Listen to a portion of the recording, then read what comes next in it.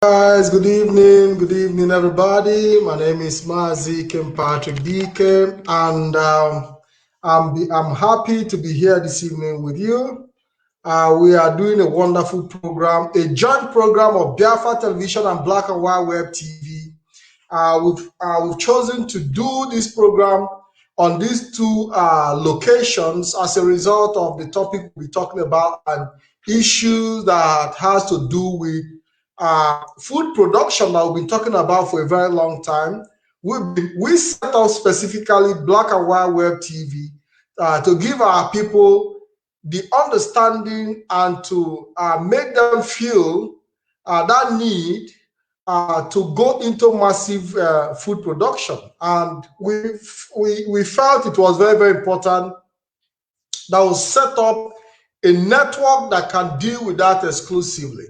And most of the time, we brought the Black and White Web TV program here live on Biafra Television.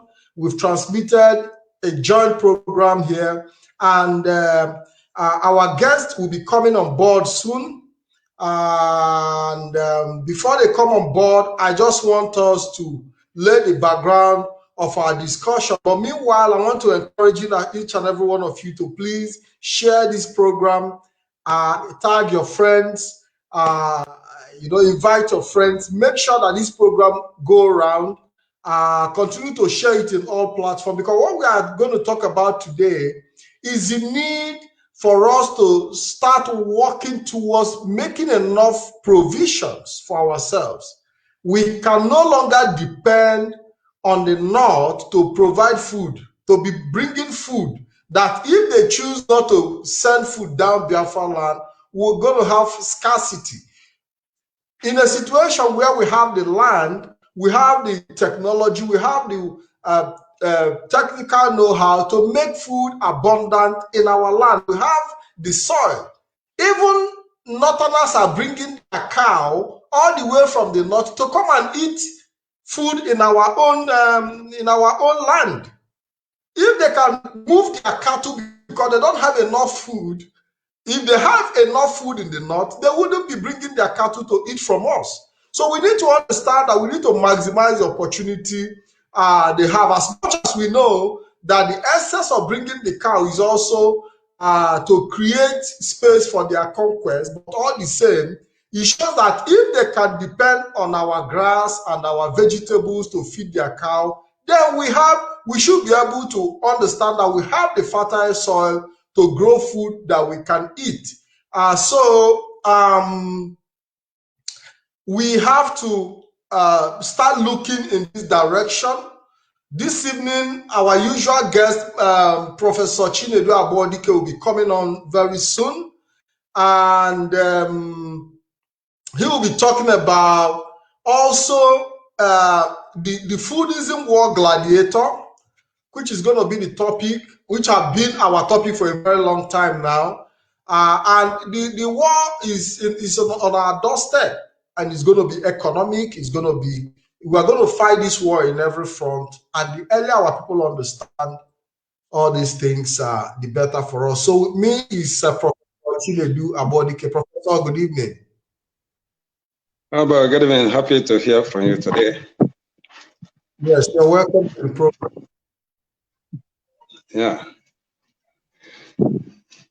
You look so yopi. Last time you came with Obu Ndibai. This evening you decided to go to America. What happened, Prof?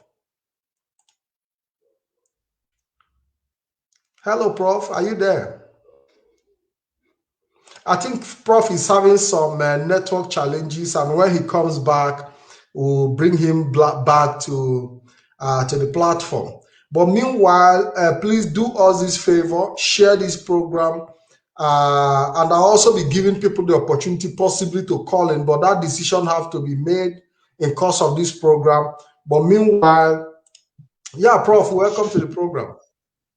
Thank you, everybody, every viewer from all over the world. Thank you. Yes, I said this evening you went to New York City. Your cap. I'll soon be removing it. I just came in. No, Don't worry, No, we see, they are, did we it. are only. I've been more I know you traditional need too. it. I know you need it to protect your face from the sun. So, how was your day? Oh, great, great. We are running around trying to. I went to Onisha. We went to find out some of the places they are processing, they are building machines that can do process our crops, to do ogri, to do pancaniel. They are producing the machines here. They are fabricating the machines here in Onisha and Oka. They are not importing them. So I went there to see those youths and men who are doing it, to encourage them to go ahead and produce more. The machines are not electrical connected, but they have their own generators so that electricity problem can be solved. So I went on to look at what they are doing, and it is fantastic for us to know that we have another Japan rising up. We can fabricate any machine here, just as we did during the Civil War. So that's what I went out for, and that's why I'm looking like this. That's a wonderful. Maybe in course of in the future, you might need to link them up. You might need to link some of these producers, our manufacturers. You're going to link them up to this program in the future. We hope so. That we'll be able to also interact with them. Yeah, Prof. I think. Hello, Prof. Are you there? Yeah, I'm there. Yeah, I said that we hope to meet some of these manufacturers on this program, that they will come forward to talk to our people, to give us more in-depth analysis of, so that Biafrans will understand that most of these equipment exist on the ground in reality. I think Prof is having very serious network issue today, but we hope that he will be able to sort it out, definitely. But meanwhile, like I said, I might be giving opportunity for 1 or 2 calls for questions, and we've seen people contact me. They want to speak to Prof. They want to speak to Prof. And I've been able to give out 1 or 2 contacts. We also have people who are also making demands for products and stuffs. We are working towards a lot of products. We are trying to see how we can create catalog under the auspices of Oriental origin to be able to meet the demand of export need that we have right now. Yeah, Prof.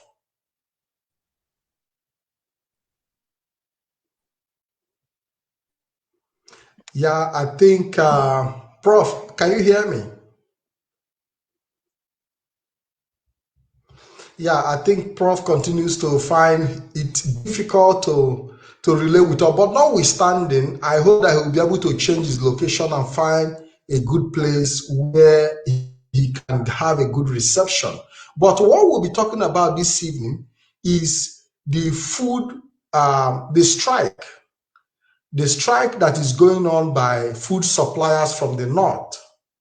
The Almajiris have decided to go on strike to protest. I don't know what they are protesting. Yeah, so Prof, welcome back. I think you should be able to find a better location. Yes. Yes, like I was saying earlier on, Prof, I don't know if you can hear me. Okay, while Prof is trying to fix himself up, I hope that he's able to do that in no distant time, so that he will be able to, because our time is running very fast, and I hope that he will be able to come back to us. We have somebody else, Anyeze. I don't know if Anyeze is ready to join us. Hello, Anyeze, are you there? Anyeze, good evening. Yes, I'm there. I can hear you. Yeah, good evening. It's like you are having I'm there. I can hear you. Thanks. Yes. You're in a dark spot. Yeah, There is this a bit dark. Can you see me now? okay. Yeah, I think. Can you see me now? Yeah, I can. I think I have a more better reflection. You're welcome to the program. Good evening.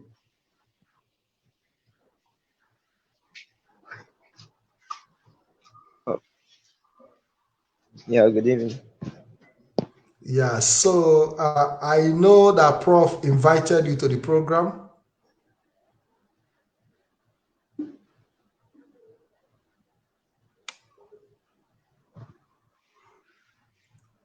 Can you hear me? Yes, Abodike. Yes, Professor Chinedu Abodi. Can you Yes, introduce yourself? Can you introduce yourself, please? okay. Anya Ezechin also reside at Biafran Land in Nigeria, a location called Bonny State at Abakaliki town. I'm Okay. also a Biafran. So do you need me go more details about who I am? Yes. I think your introduction. You said you are in Biafra land, Nigeria, but it's okay. At the moment, Biafra is in Nigeria. We have to take it. Um, you are into farm. You are into farm. Yes, I think so. So But not that yes, go not ahead. that deep. I'm into farming, but Okay. I'm not that deep. Okay. So what area of agriculture are you into? Wow. I should say is mainly on this something like all this maize, whatever. Just let me say Okay. eatable things, things we consume daily basis. Okay. You are into multiple agricultural products, not Yeah. one product. Yes. I mean bonus. Okay, you are into maize production. So what is the capacity of your production in a year? Maize Maize. specifically. Let's talk about maize. Why? Or Um are you doing it in a low I'm just scale? doing it, yeah, in a low In scale, most in especially a for the low one I scale. consume. Yeah. Okay, so but what do you use the maize for? It's just for consume Do you use them for animal feed or do you use them for human consumption? human consumption. Okay, use them for human consumption. Yes. Okay, but what are your intentions? Do you intend to improve, and what are the challenges you're facing in your farm? Okay. One of the challenges I'm facing is something like pesticide. Do you get that? Can you hear me? I'm hearing, listening, parents are listening all over the Okay. world. Go ahead. Okay. Challenges I'm facing is something like pesticide, all these insects that used to attack the maize, most especially during the season. Let me say like 2 to 3 months, like when it's producing all those did they call it caterpillar or whatever that used to eat up the maize while growing, and they also water too. Where I'm staying, hardly for you to get water, most especially, apart from rainy season, like when let me say when raining is going, and some people all those lately or planted maize, because of lack of rain or wherever, they start shrinking. So lack of water and also finance. Yeah, Okay, that so is the water. capital to do. Okay, so but the area of your farm, do you have access to water when you have to dig a borehole? How close is water to the ground from the location of your farm? Okay, well, I've not really done research on that very aspect you're talking about, but I believe that water is very close because most of the people at the area who had capital have to dig borehole. Do you get what I'm saying? Okay, so there are They people dig who have borehole and they borehole have in that borehole, they location. make use of it. But I've not Okay, so done there are people research. who have borehole in that Yes, location. dam, yeah, Okay, location. so Yes, so it is possible to access water easily. I understand the cost is well, it depends on how deep and all that. That means it's possible to yeah, access water. So if you're able to go through that challenge of having enough water in your farm, you'll be able to, it will be able to enhance your food production. Is that what you are saying? Yes, yes. Beautiful. I want to bring Mazi Solomon That's Peter, what I'm saying. Yes. okay, I want to bring in Mazi Solomon Peter, who will be joining us. Hello, Mazi Solomon Peter. Good evening from here. Oh, okay. Good evening.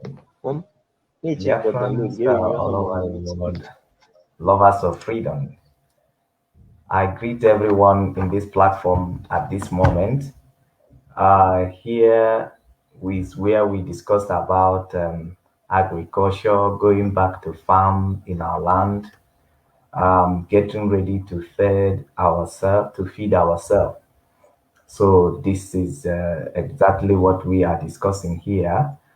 And I believe all the people who are participating in these very programs, they are all farmers and people who are into um,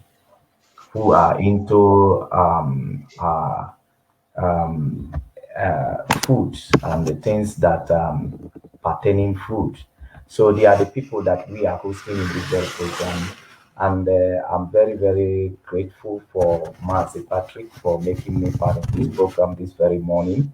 Thank you so much, Marcy Patrick. I think Prof is already here because I'm trying to contact him and eventually he's here already to continue to educate us and to update us in what is happening in Biafran Land as to regards to farming. How is people courageous to go back into farm? What are the challenges they are facing?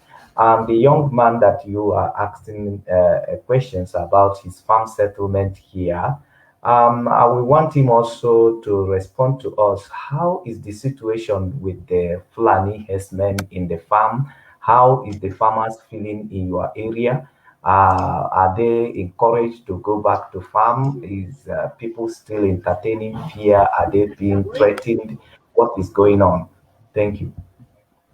Yeah, Anya, are you there? Can you hear the question that Mazi Solomon is putting across to you? Yeah, Hadim, thank you very much. Really, let me say from last 2 months, or should I say close November or December, that was 2020 last year, if I'm not mistaken. Most of the farmers where I reside are, afraid of the Fulani terrorists that used to terrorize their very farm, that rape, do all sort of things. And another thing is that after planting and everything, waiting for harvest, they use those cows to destroy everything. So the farmers complain heavily, but I thank God for what our leader MNK did after the launching of ESN.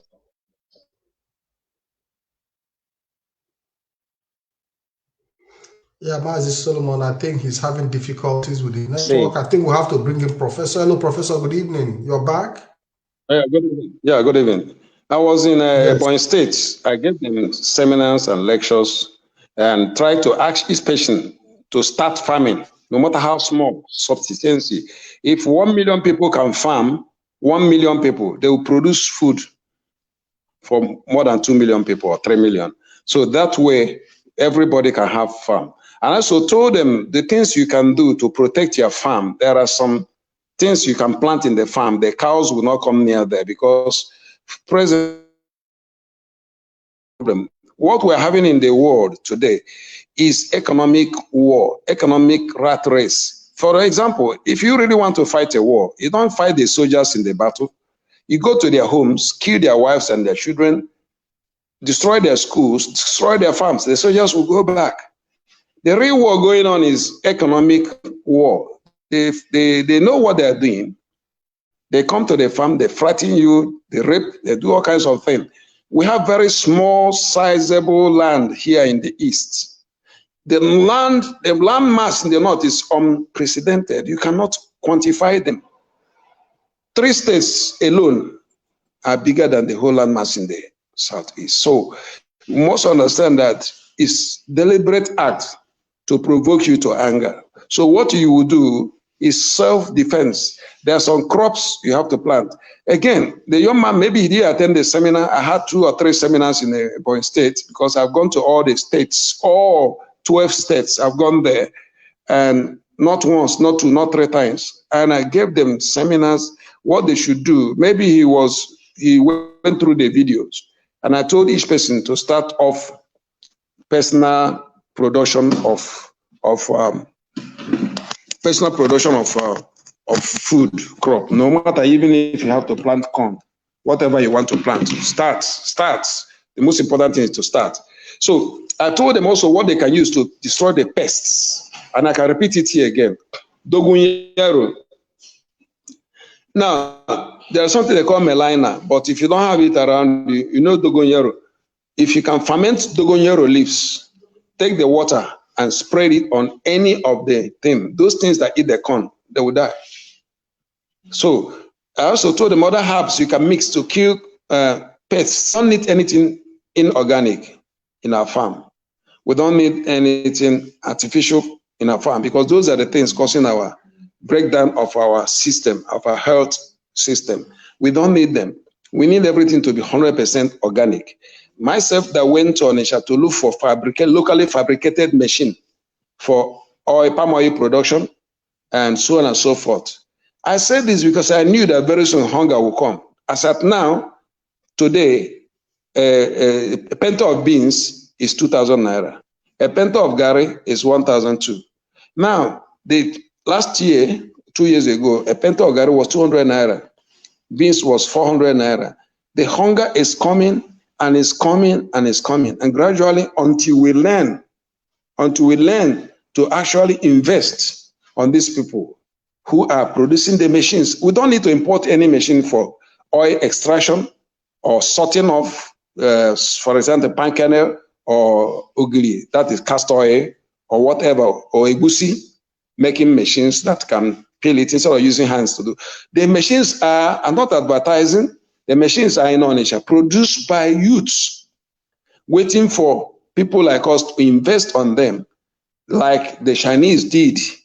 Let us invest on these youths so that they will not be frustrated. The machines are there. We can invest on these small machines to help us package and preserve some of the things when they get to their glut, when the excesses are produced, like mango juice making machines. They are there. They are there if you go to these places, and I don't want to mention the place before they go and raid them.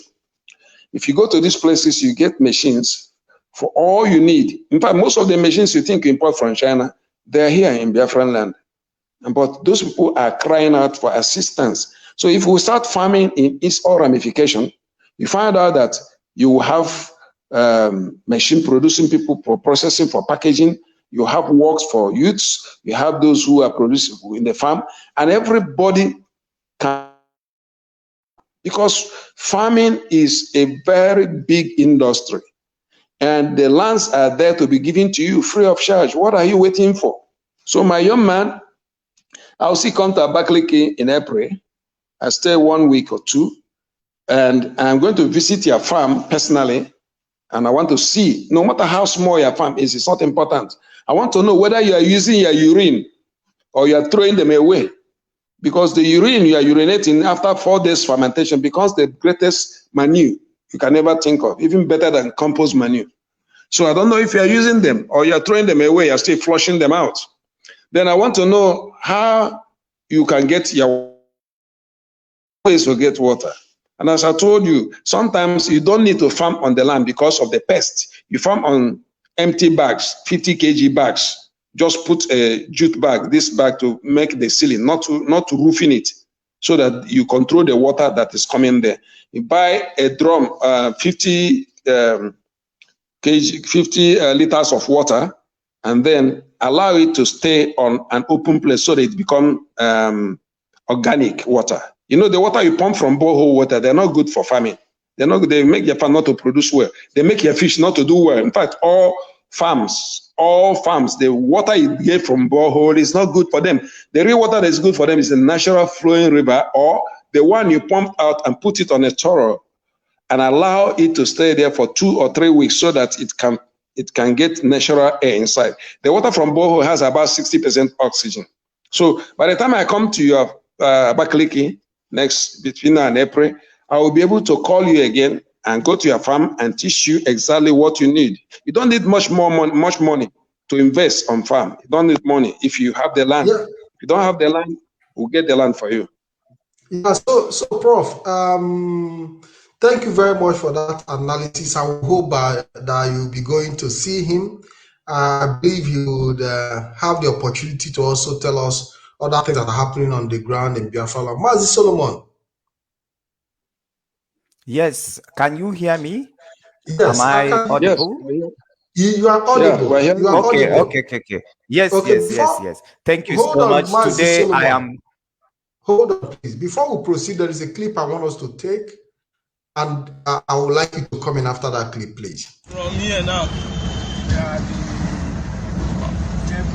Karajeba, the last village in Niger State, before you join the river Niger bridge. They are stopping any trucks that carry food stuff from north. They are stopping them. They are turning them back. They don't allow them to go beyond this place. They are turning them. You can see all these trucks. They are carrying food stuff. You can see yam. You can see yam, tomatoes, onions, and many more. They are stopping them. They said they will turn back to the north or offload it here. This is Karajeba, the last village, the last town in Niger State before you enter Kwara State, before you get to River Niger. So they are stopping all the trucks that carry food stuff from north. They are turning them back to north, or they should offload it here. They don't allow all the trucks that carry food stuff, even though buses that carry pepper, tomatoes were not allowed to cross. As you can see, they only allow truck with fuel, diesel. They only allow them to.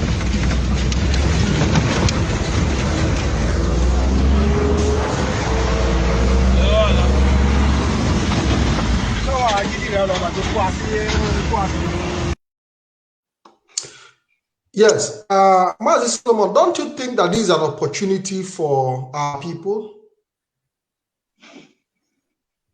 Actually, our people, you know, that the problem we face is that most times we only think for now. We don't think of future. We don't think of actually what can happen, what will happen in the future, and how do we prevent it affecting us? How do we prevent the happening in the future from affecting us as a people? Sometimes we don't think that way. We only think of about now and about what is happening now, and we end up like that.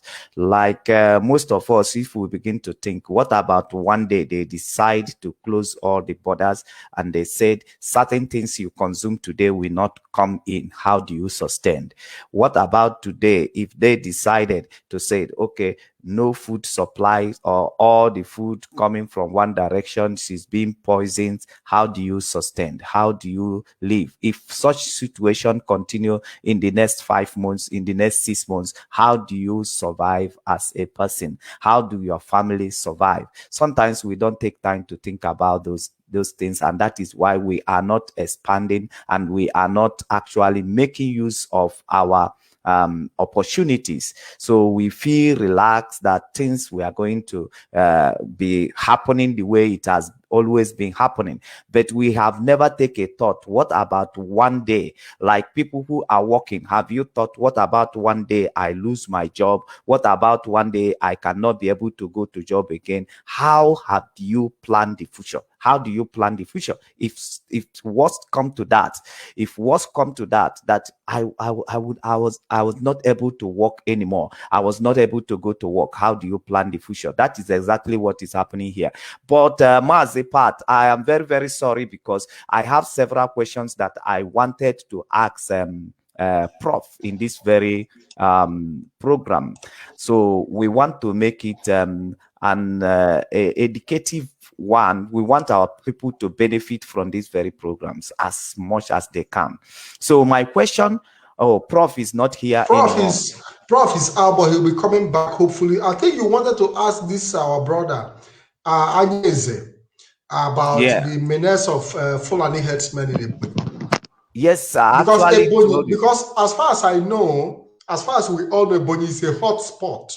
So I think being on the ground will help us, ascertain some of the facts that are facts on the ground. So Anyeze, so let are me you there? quickly ask Anyeze his questions. It seems like he's having network problem because he has been there for a while, and it's very hard to sustain data. I think Prof is back. If okay, Anyeze let me switch back to Prof. Oh, Prof is also okay. I think Anyeze is back. I hope Prof you can is hear also me. having some network problem. Anyeze, are you there? Yeah, I'm still here. Okay. So Mazipat, please allow me to ask my question so that it will be fast for them. Anyeze, I am asking, what are the farmers feeling right now at Abakaliki? Are they still facing the fears of Fulani herdsmen? Are they going back to farm? How confident are they feeling right now to go back to farm? What is happening on the ground? Is people motivated to go back to farm at Abakaliki, or they still experiencing or still having some fears of going back to farm?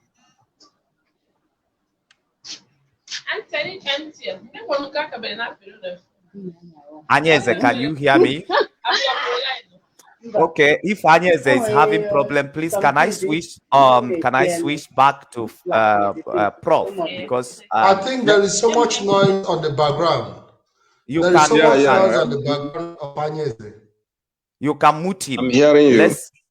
Okay, Prof. Prof, I want to ask a question. Since 2015 to 2001, what has changed as to regard as in the way that people in Biafran land approaches farm or embraces going to their farm and farming in their farmland? What has changed? Have people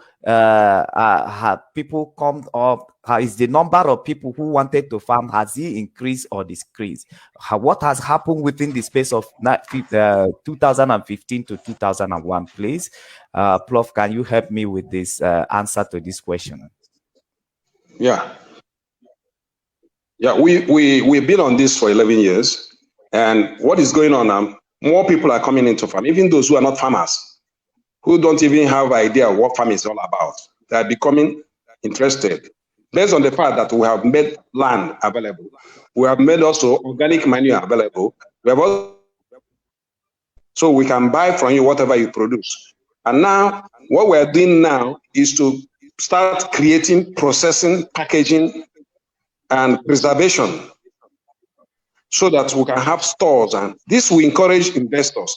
So most people now who have money are beginning to see that the money in the bank is getting disvalued every day, or every now and then the monies are disvalued. So now they are investing on something that will help them as a business firm, that will help them have persistent and consistent income. So I'm beginning to see a lot of people getting interested in. Okay. Hello, can you hear me? Yes, I can hear you, Prof. I'm beginning to see a lot of people getting interested in. Yeah. Thank you for that answer. We make the fertile and fertile. You make it fertile for them. You make the business of farming fertile for them. You give them, open their eyes to crop production, to processing, to marketing, and also for them that the land is now free. And also there are farmers and there is protection, especially protection over possible losing the crops to other animals or whatever attack they're going to have. When these things are assured, then there is investors and farmers and those who are farming. So those are the things that are necessary, the prerequisite for anybody who wants to go into farming. And we are providing them gradually. Also, thank God for ESN that also has come in to give them more assurance. That is fantastic. Prof, there is another question I want to ask, because I want to make all my questions fast so that other people can participate also. Prof, there is something you said as the cost of trying to encourage the young man Eze Chinon, so that is here. Now, there is something you said that you said the penta of Gary was sold years back. I don't know how years, I can't remember how many years back you said that it was sold for 200 and now it is 1,200. So, Prof, if what you are saying here, or what you have explained as to regard to people's interest increasing into going into farm, if what you said here is real, what happened that from a few years back that the penta of Gary is being sold for 200 and now we have to buy it for 1,200? What has happened? What has happened is that we are not producing enough. We don't have enough people investing in production. Some of the things we produce, they prefer exporting. They are interested in the monetary part of it. They are not interested in serving the masses that are starving of hunger. Nigeria perhaps is now the highest cassava tubers producers in the world. Yet, a penta of Gary, which was 200 naira when I was in Gary production 2 years ago, is now 1,200 naira. Beans is now 2,000 plus. Now that the North has decided not to bring food to the East, the prices will jump up in the next 1 month. If we don't fight this, I remember in the next 1 or 2 months, we will be planting, we will not be harvesting. That means we naturally will be relying on old stock. And those old stock we're relying on will make things more expensive in the market until during the harvest time, which is July, August. That's when the prices can come down. So we need to watch these trends, that there is need for more hands to be on deck. There is for packaging, there is for storing. So during the off-season, off-harvesting, we can still have a backlog and use those backlog to feed the masses. Hunger is coming. I saw Kwashiorkor. Biafrans, I saw Kwashiorkor, and I don't want to see it again. Those of you who are safe and safety abroad like I was, please, hunger is coming. It is not sending money to the people that will serve them. It's sending money to the farms that will serve the people. There is land. And the boy that is online said he's farming for himself. He doesn't need to go to market to buy corn or whatever he's farming. He's producing for his family. And if every family is producing for themselves and the family, then there will be enough food for everybody. That is what we had before. Prof, we have people here complaining that the soil is being contaminated as a result of chemical things. Somebody just hold on. Let me take that comment. The food, okay, just a moment. Somebody was talking about asking how they can correct the soil that have already been affected with, the chemical that. Okay. Yes. Now, first of all, I don't know whether it was artificial fertilizer that spoiled the soil or whatever has spoiled the soil. But what you need to do, as I introduced to you, is to use compost manure and use your urine. I repeat again, use your fermented urine, which has fermented for 4 days. Listen to me, the volume of urine in your family is enough for 2 acres of land. But you are throwing them away into soak away and safety tank. So, Professor, what you are telling us now is that with the urine we can correct the soil. Fermented. How long is this fermentation going to take place? What is the process? Because it's very, very important you educate our people. Volume. The phone is going off. Prof, we can hear you. We can hear you. We can hear you. Please go ahead. Yeah, I can hear you. What I'm telling you is that the recovering the land, I need to know where is the place. I need to know. Sometimes I will come, take the soil because we have our labs. Check the soil, find out exactly what is lacking in the soil to know whether we need to introduce that or not. Find out we use artificial fertilizer to do are dead. They're dead.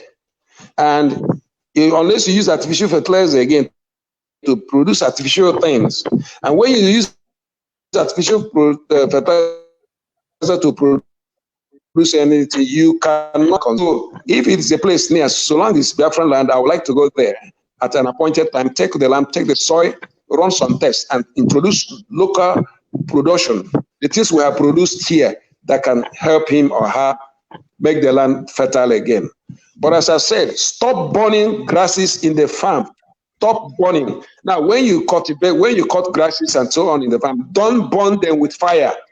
If you burn it, you are destroying that land. In recent time, we've seen Fulani herdsmen setting the grasses ablaze, Prof. Yes, to destroy the soil. They know what they're doing. They are very learned. Most of the learned people in telling them what to do. When you burn a farm, you have reduced the fertility of that land. You've reduced it so drastically. But when you allow nature to recycle, for example, the grasses to rotten or whatever you are cutting to the ground to rot, you should dig a very big pit and bury them there and put them there. After sometimes they'll bring them out and spread it on the farm. Or you dig pit and bury it and put soil on top of it and let it ferment under. Don't burn your farm. These are the things we try to teach them in Professor, you know we grew up burning the farm. I remember growing up, we used to burn the farm. We used to set the farm ablaze for all the at every farming season before we start, and we thought it was the right thing to do.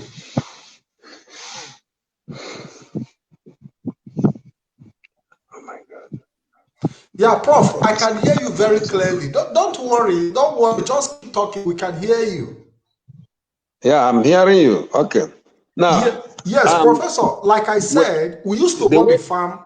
Yes. Don't do it now because the earth has changed its value. The earth is mutating every day. There are changes on the earth. Life is not static.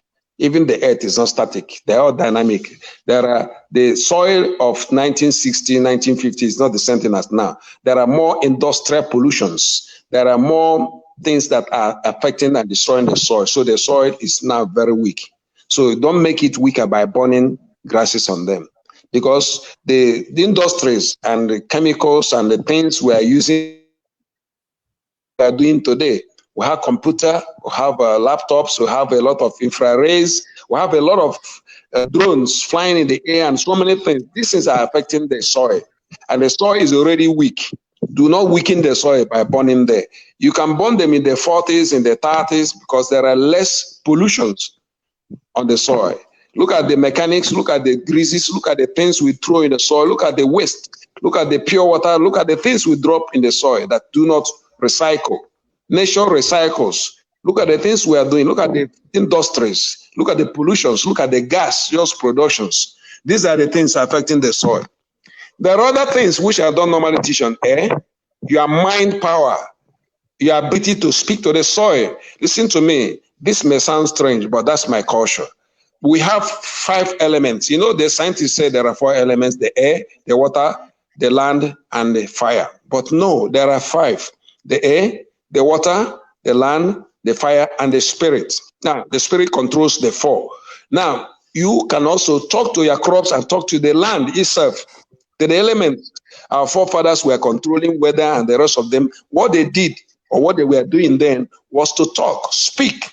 You have the power to speak to that plant. You have to speak to that tree. You have the power to speak to that soil again. But those ones, we will do them practically when I come to your area, because that's what I'm doing. That's the mission I am. Professor, from the comment we get is Manko Nwachukwu. We say is Aniri, local government of Enugu, where he need this assistance that need to be taken care of. And I hope that he gets in touch with us after the program. By the way, the line is open for those. The line is open for those. Do we have stones there? Some places where there are lime. Now, let me repeat again. Where there is lime underneath the surface, those things do not allow, the lime does not allow crops to grow or to do well. I mean, L-I-M-E, lime is a mineral product. If you have it in some areas, get away from that place because the soil will not do good, especially, but it will do good on rice, on grasses, on things, corn, things that do not have deep roots. If there is lime there, but as I said, when I get the soil, if you can get I'll run a test within 10-20 minutes. I will be able to give you exactly you need to put there. But again, I say one. If it's Enugu State has very weak soil, very, very weak. But there's some areas down Ato, Oji, and some areas, or Pato, and the rest of them, because I've gone to those places, their lands are very highly level, high, they're fertile. There's some areas, not really up the hill. There are some areas that lands are very, very, very good. I've gone to those areas. So the place you are, we check to know whether there is lime very close. If the lime is very close, maybe it's 70 or 20 feet or 10 feet or whatever. What we'll do is you start mineral extraction from that place. You have to get out of that place.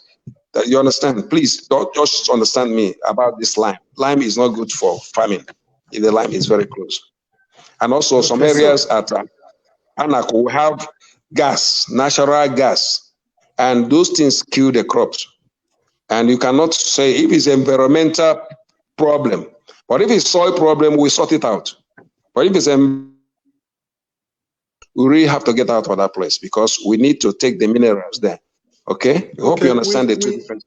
Yes, we hope to get contact with Manko Mwachuku to be able to discuss further with him on how to deal with the issue of the soil challenges they are facing in Ani, the local government of Enugu State. And it will be a pleasure that Oriental Origin also play a huge role in the process of making sure that that contribution is made through that process. Mazi Solomon, are you there? Yeah, yes, I am here. I still have another questions for Prof. Prof, I want to help to update us as to regard to we are in this age, we know what farming used to be in the olden days, and even up to now, due to Nigerian circumstances, they have tried in different way in upgrading farming, but they have been unstable in their ways, and this has brought about backwardness in farming.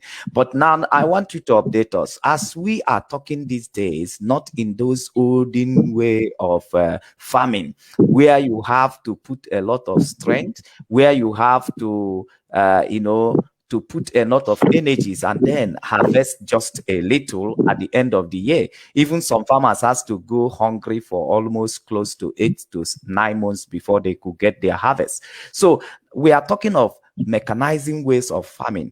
So what update do you need to give to our people in the way of utilizing their small portion of land? Like as you mentioned earlier, that we don't have enough land mass as to compare to the north when it comes to the farming, but there is something that called mechanized farming in the ways that you can actually plan your farm and you get enough product and put less energy. So can you educate and update our peoples in that very angle that the farming we are talking about is not the one that our forefathers were engaged on? Thank you.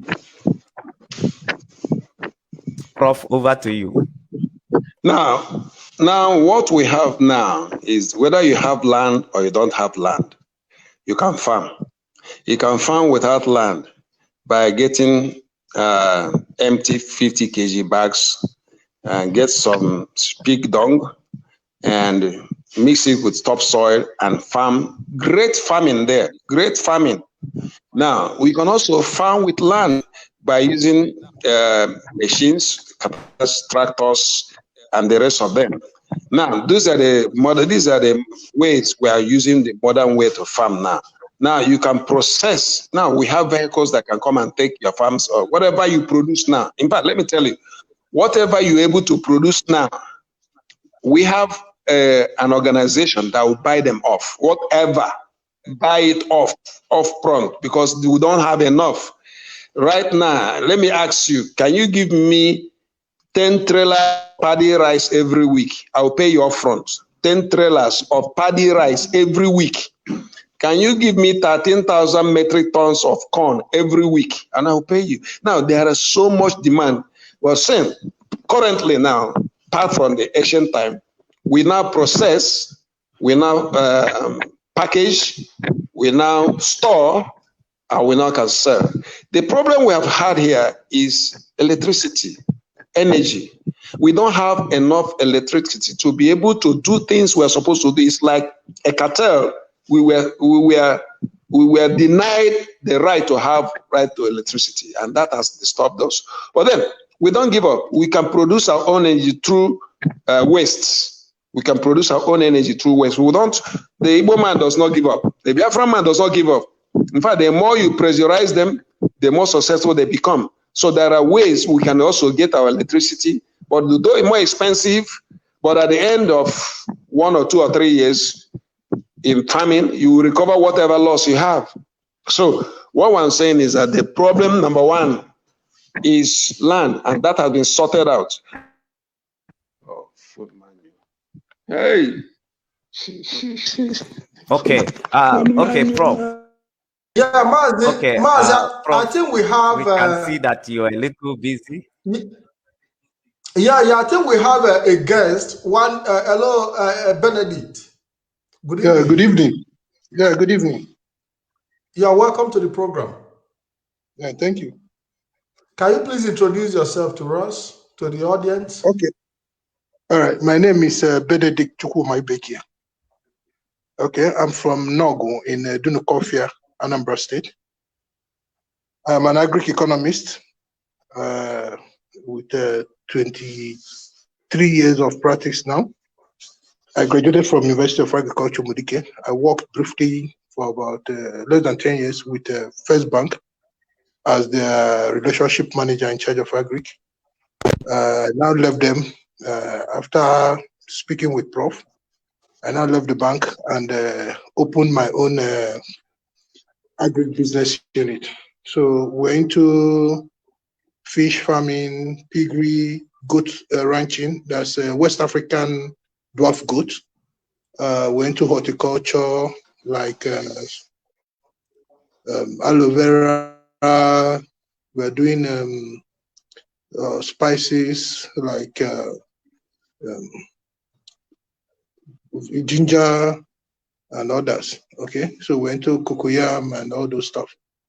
So we have a farm in Calabar, and after our much talk with the Prof, we have to bring it down to Imo State. We're presently in Okigwe.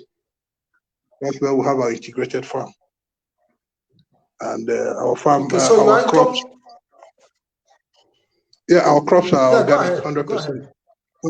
Our crops are 100% organic, whether it's our bitter leaf, plantain plantation, banana plantation, green, that's amaranthus, ugu, cocoyam, yam. Then we have our tree crop. We started our tree crop farming last year. That is for sour sop, So we're trying to see how we can expand on it. Thank you. Okay. Yeah, thank you very much. So you have series of products you are farming. Yes, it's an integrated farm. Okay, so what is the capacity in terms of production on each of these? Do you have them in large quantities, or do you have these farms in limited quantities based on Okay, well, for our pig farm, we have over 246 pigs. But our goat ranch, we just started it recently. Although we had a few casualties, but it's not yet commercial. We're trying to get funding from the bank to make it commercially viable. So we are trying, like last year, ending of last year, we experimented on cabbage in Okigwe, and surprisingly, it did well. You understand? So most of them are still on the small scale, but once we get our facility from the bank, we'll expand it to a large scale, going commercial. Okay, so you are also into different kind of vegetables and salad and all that. Yes, different kind of. That's our horticultural unit. You know, we did ugu. We experimented with cabbage and it was successful. Then we have our scent leaf. You see, we have other small crops. You know, that we are working on. But we are some of these things that are bringing from the north. That's what we are working on to make sure that okay, these things really can be done here. You understand? Like now we're going to run our experiment. Yeah, because I remember. Yeah. I remember we were told sometime in the past that there are certain crops that cannot grow in the east, which I found, you know, very, very amazing.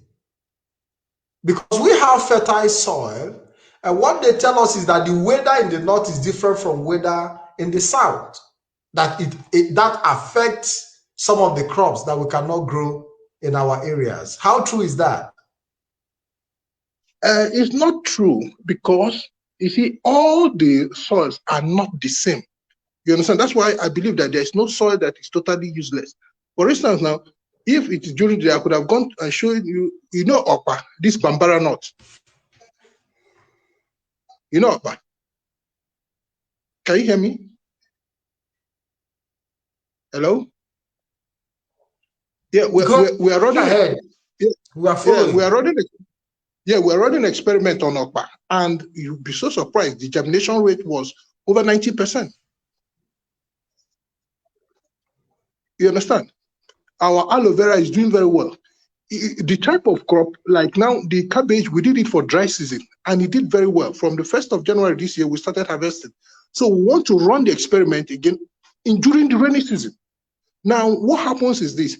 When any type of crop that you're planting, whether the weather, you at least you know we have different types of weather. We have a dry season, we have a harmattan, we have rainy season. So you now plant it according to the weather pattern it requires.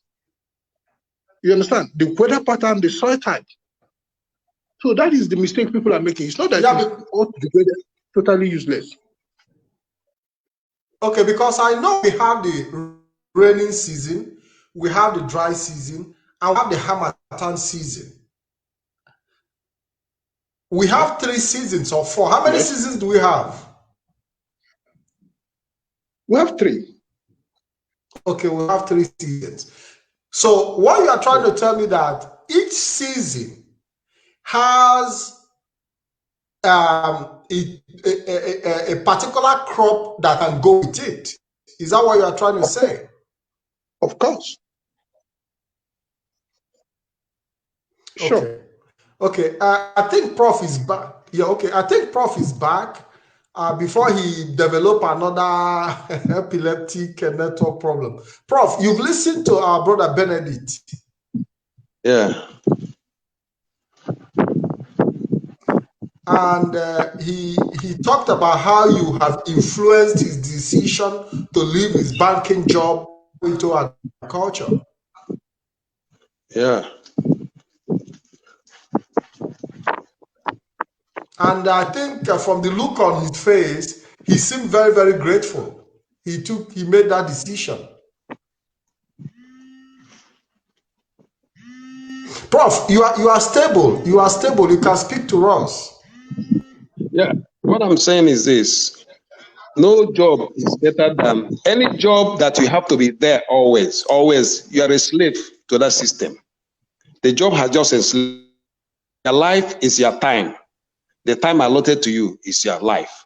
So if you are in a job where you have to go there every day, every morning, you're a slave to that system. But in farming, you don't have to be there every day. The farm grows naturally on its own, on their independent nature. They are just like you. They are alive. So I encourage people to go to the farm and become independent instead of being a slave to a system where you have to work And if you're not there in that work, the work has enslaved you. The work is your master. You're not free. You have not known the meaning of freedom until you go into farming. Then you know the meaning of freedom. You eat. What I decided to eat this night is salad. Prof, I think we have a caller. Hello, caller. Welcome to the program. Hello, caller. Prof, let's take this call, please. My name is Mazi Ike.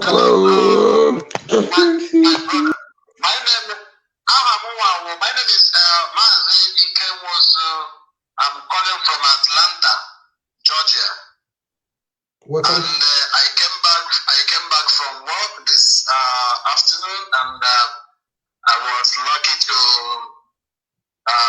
meet your program. And from what I am getting is very, very interesting. At least it has, I think people have won me with this program today. Now, I am interested because from the look of things, I think the only way out right now is to go and come into agriculture, which people respect.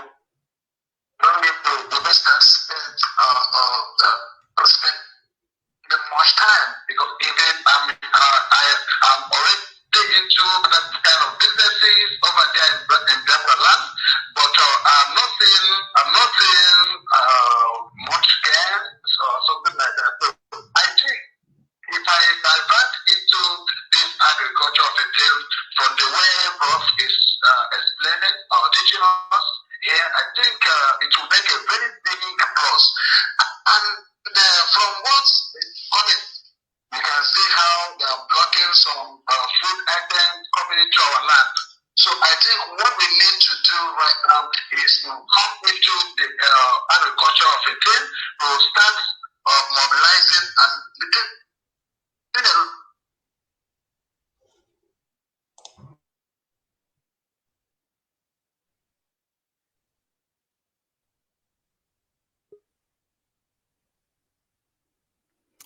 Okay, Mazi Prof, before...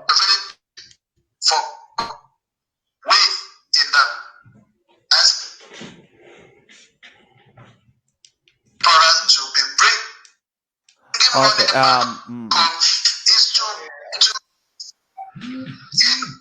Mazi Solomon, please do.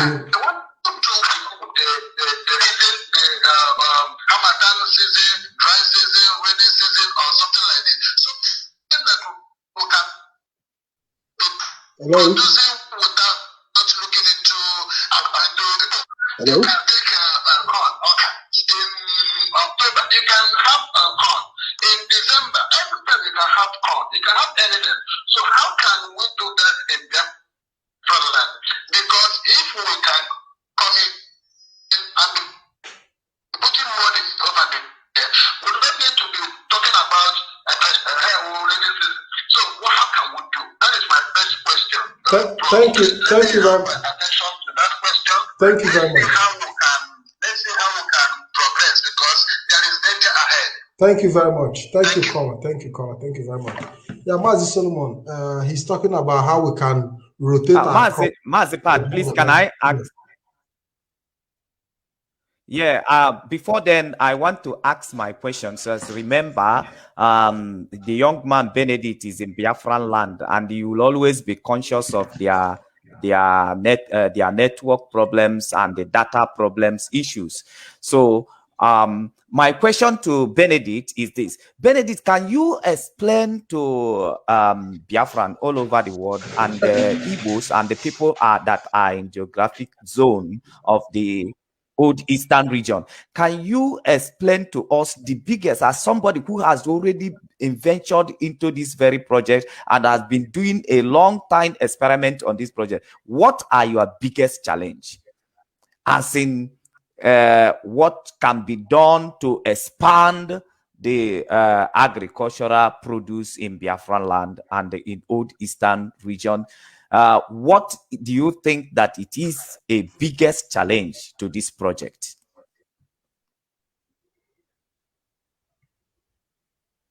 Benedict, are you there? Benedict. Yeah, I hear you. Benedict, I'm with you. can you hear me? Yes, I can hear you. I'm with you. I can get your message. I got your question. Hello? Yes. Yeah, go ahead. Yeah, Go ahead. I got your question. Okay. I said, like So now, what I'm holding now. we expect you to respond. Okay, what I'm holding now is turmeric. It was grown in Okigwe. You see, our biggest challenge is one. For us, Biafrans, Igbo people, we are looking at quick money. We want to just import something in 30 days, we are off. Okay? Now, but we have forgotten something. That whatever challenge we had with Nigeria, what destroyed us was hunger. Now, and if you are farming, if you invest 10,000, my brother, you shouldn't expect 100 million naira profit. Agriculture is a game of number. If you have one pig to sell in the farm, the profit is maybe 10, 15,000.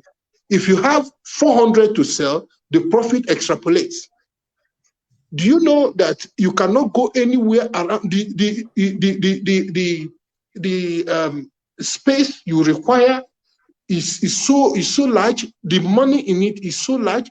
Do you know that you cannot go around in the eastern land and see any place that you have our native goat, 50 in one place?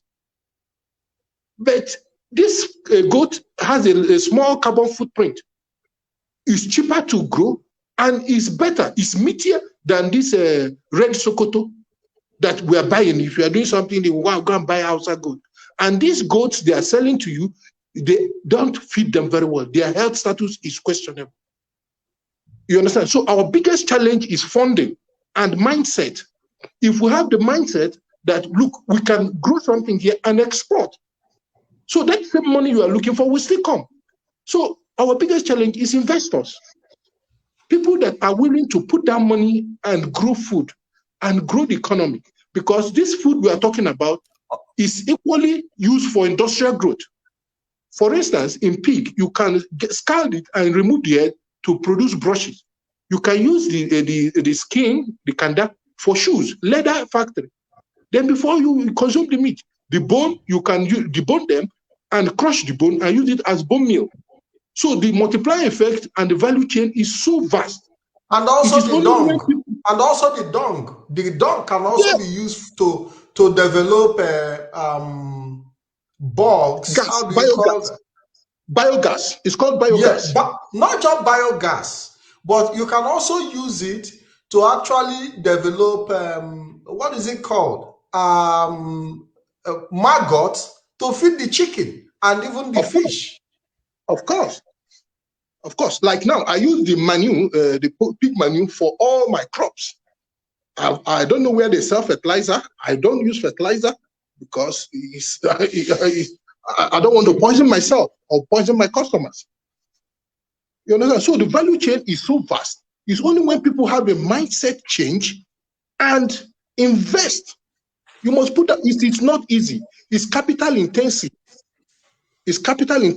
It is when people put that money and you will have the product to sell. And that's the money you are looking for. You will still meet up. And you understand? Okay. Yeah. Yes, so, Benedict, I will still go on with my questions. Very, very important. I have two questions for you. One of the question is this: did you witness the airstrike of that happened at Olu just a few weeks ago, where the governor of the state invited the military on airstrike over the farms and the bushes and that? What effect do you think that such activities can cause to farmers like you? Well, sorry for the governor to invite military to attack his own people. Now, people will be scared of going to the farm, but you know the Biafran spirit is a never say die. We cannot run away from them. We're already in our land, and we'll keep producing. For instance, in this my location, Herdsmen came with over 500 cows. Over 500 cows. I galvanized the youths and we drove them out that same night. There is no mercy. You can't find a single cow within this my geographical location. Not even one. We drove them out that same night. They went and camped inside the bush because there's nothing. It is horrible. How can you get your people attacked? But I know that although people, being the kind of people they are, they will get back to their farm. And it is, this period for the large scale farmers, most farmers depend on rain. Their farms are mainly rain-fed farms. You understand? The general public. So by the time the rain starts, I'm sure they will go back to their farms. Okay, my last question is this. Like you are talking about investors, how do you have you managed to think about how people can get involved? What did you think about how people can get involved in investing into farming? How do you want to get people involved into that activities? By first of all, in terms of investment. Yes, like yes. How do you attract? Let's talk about Biafrans in diaspora. I know there are a lot of people who want to come into farming, they want to invest their money, and we have a company that's called Oriental Origin that is working on the ground, doing a lot of job, trying to influence the majority of our people in diaspora to go back home and put the money where their mouth is. Now, you are on the ground, you are doing a lot of experiment, doing a lot of, you're already also benefiting. How do our people in the diaspora bring their wealth back and put into the farm? And which are the areas of your recommendation? Which areas are your areas of recommendation in terms of investment? Because you have to be specific. Okay. You see, what happened, like somebody, I did a program for Ugumba TV. I did another interview with Prof. brought another BBC Igbo. They did interview, and since then people have been calling me. Somebody called me from South Korea. He has a pig farm that he was failing. I volunteered and went to that place in Enugu State. And after seeing it, I gave him the best of my advice. And I now talk to him about other areas where what I call self-accounting agricultural businesses. So we are now going into a banana plantation. One, because if you do plantation, if there's no follow-up, there are other logistics behind plantain because it's highly consumable and you are in diaspora. So most of the time, the people will cut it and consume first because of hunger. But like something like banana, they cannot. They can only take maybe one bunch. If you take more than one bunch, you will purge. So the next thing is underfunding, under declaration. That is what they will do. But I've helped him. He bought 10 plots of land. I used 2.5 plots of land and developed 500 stands of banana stands for him. Then one other man from Imo State in Mekanweke, we have helped him to acquire land. He's now waiting for his funds so that we'll now go into it. Then somebody else called me again from London. He's from Delta State, and I'm going to help him to set up a plantain plantation and go into processing.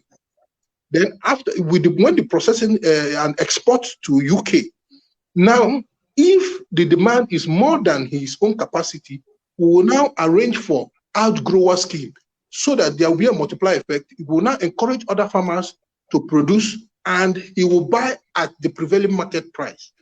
We will standardize it, giving them values in kilograms based on our export price. You understand?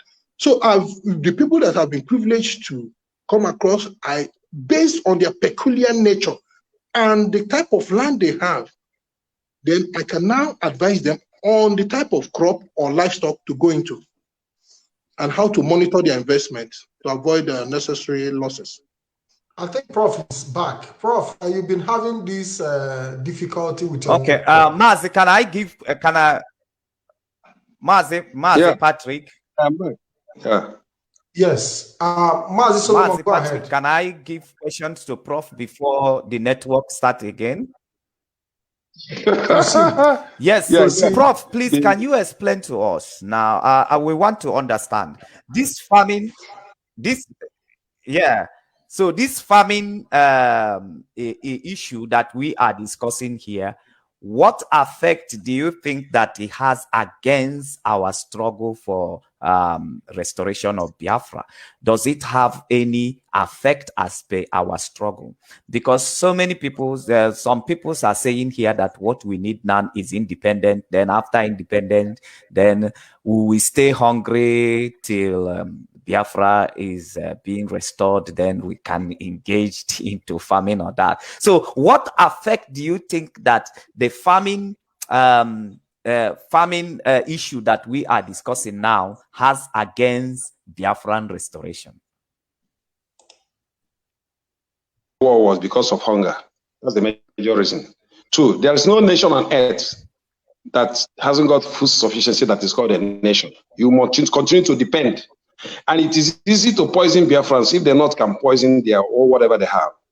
So I'm telling you that the basic thing of any nation is to have sufficient food.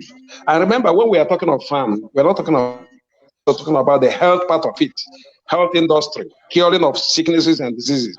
A hungry man cannot have a nation. A sick person cannot have a nation.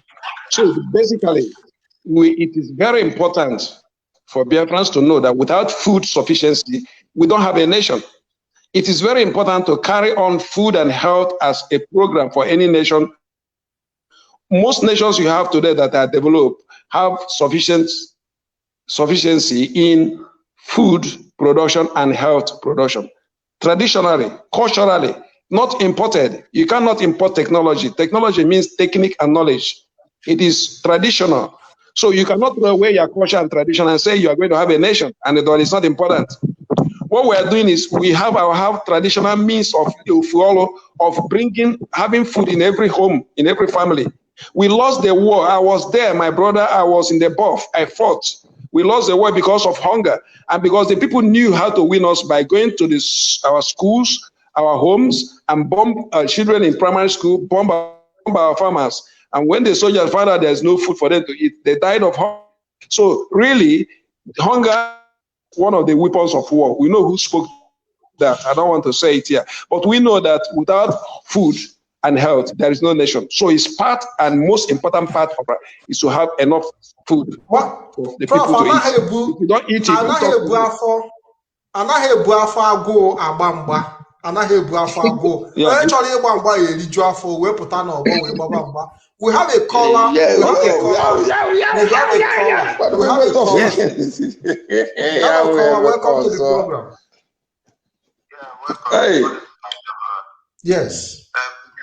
I'm so happy. All the this program. Most of majority of us here in Europe wanted to return back to Biafran Land, but someone like me, exactly, especially I'm from a Ebonyi State, precisely. Akese. So,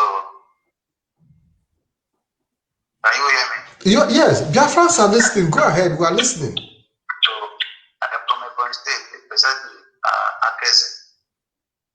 My family, when I was growing up, my family, they know them as agriculture. My grandfather, my father, none of them know where to stand sheep.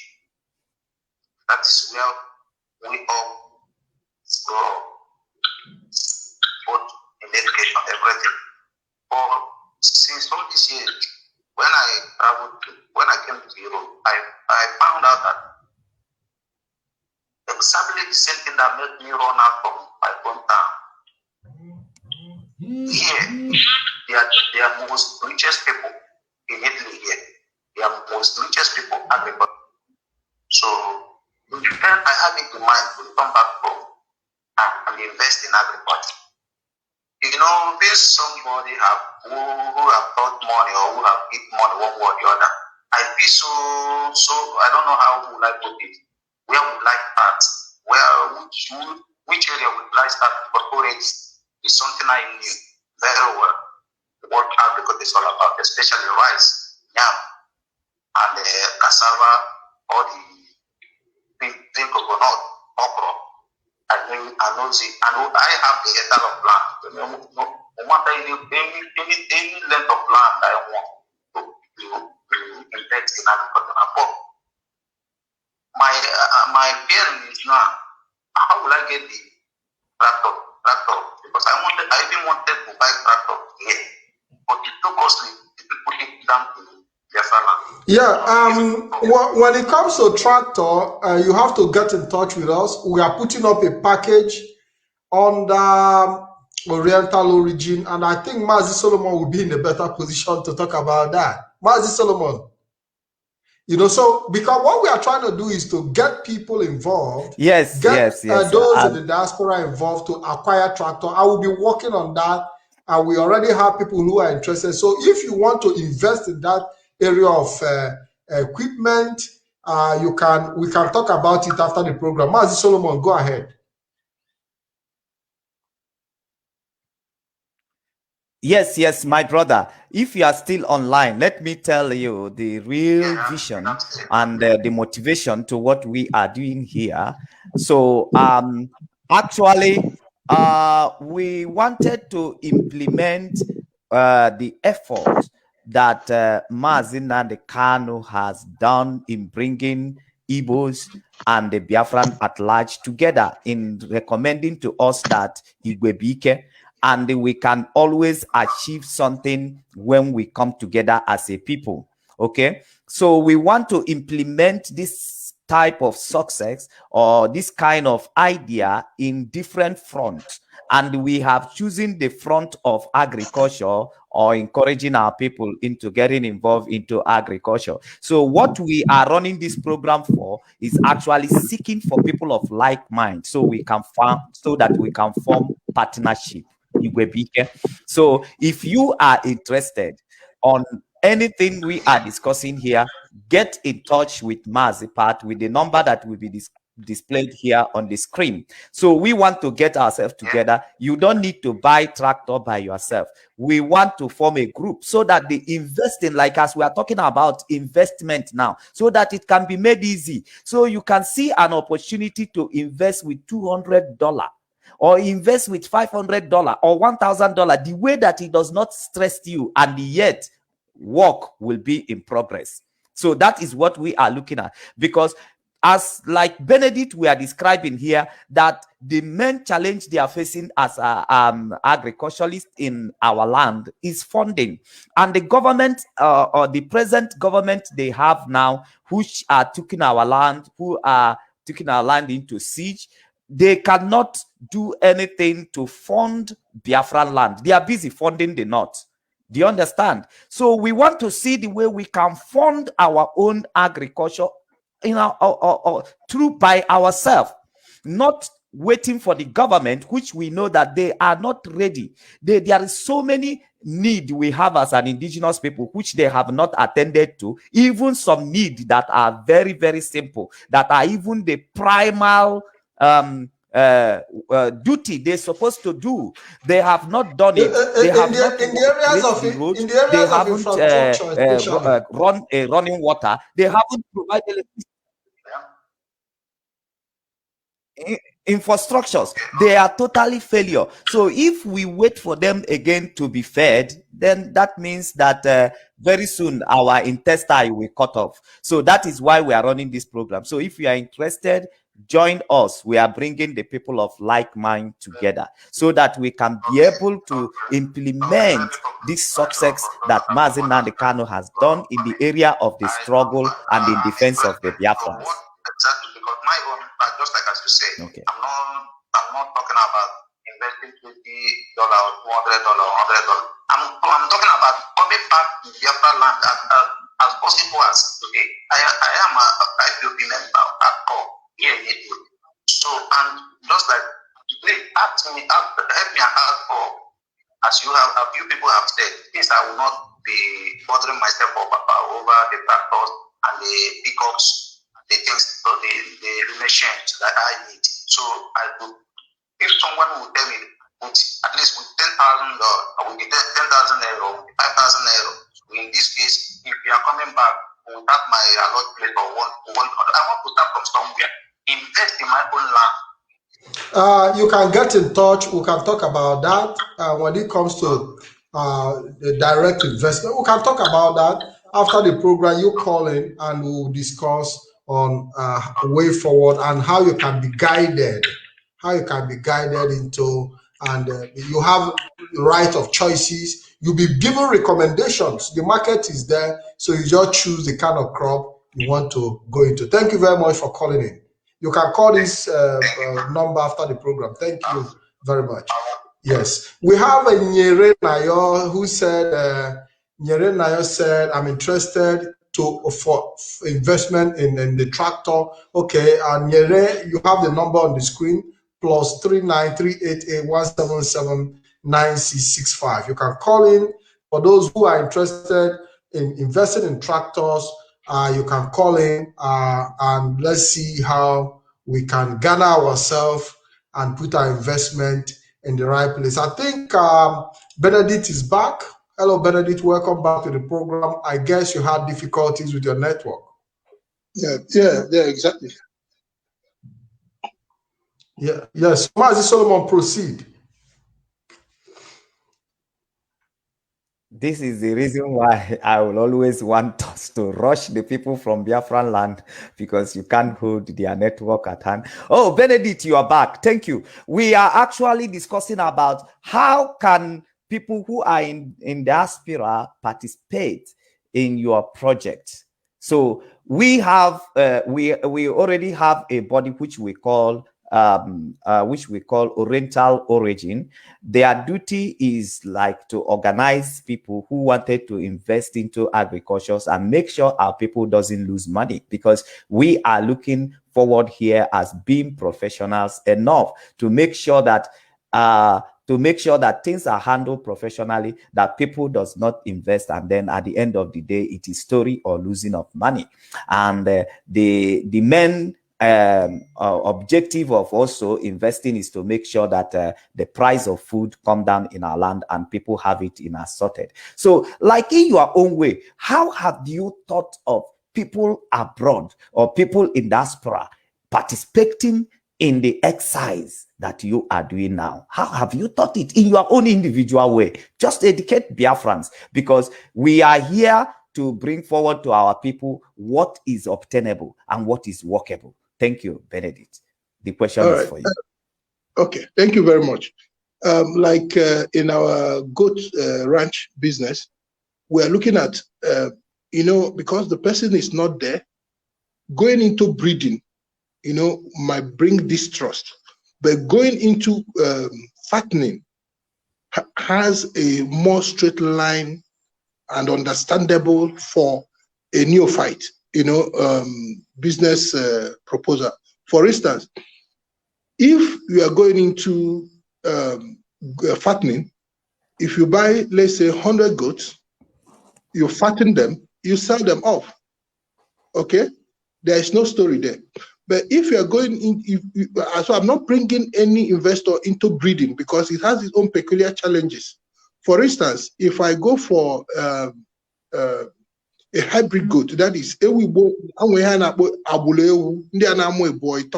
okay, and now the person is expecting the goat to give birth to 2, and you tell the person he gave birth to 1, the person will not start feeling, okay, man, you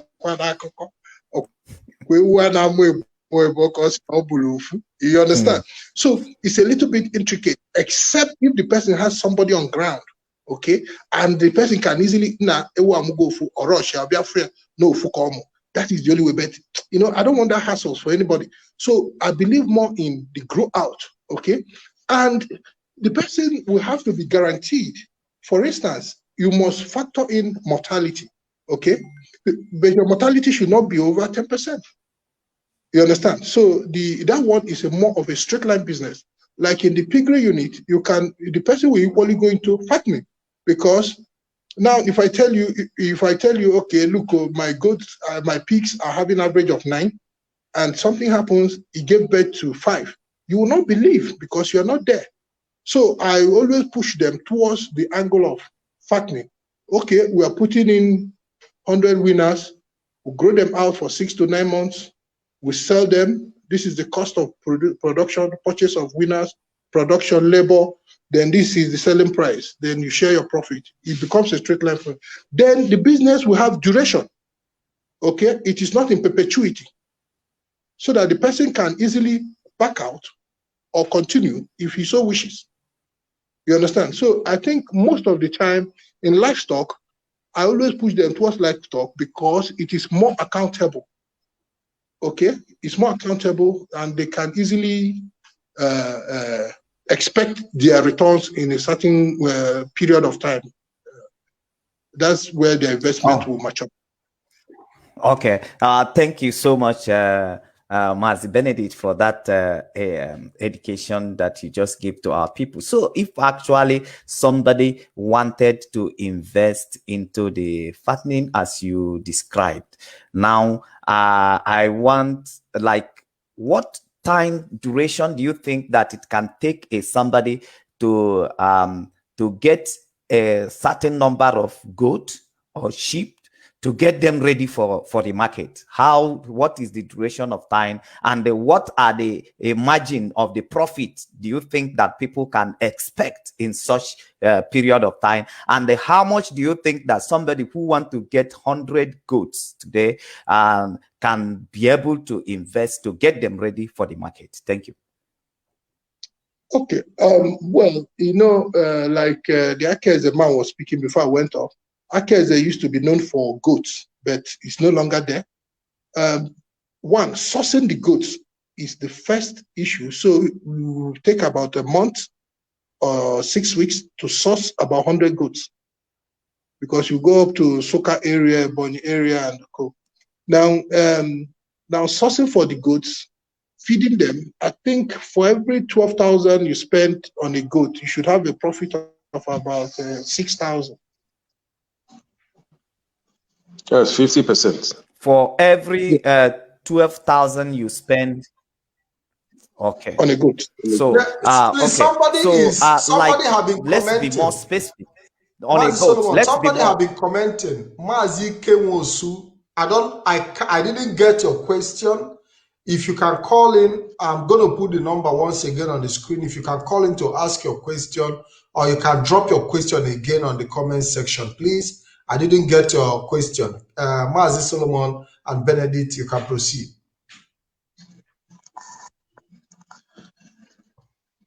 Yes, Mazi Benedict, I want us to be a bit specific. Like, somebody wanted to invest into 50 goats. Okay, so what are the amount of money you are expecting that can carry out the projects of 50 goats as to bring it to the point of getting ready for the market? All right.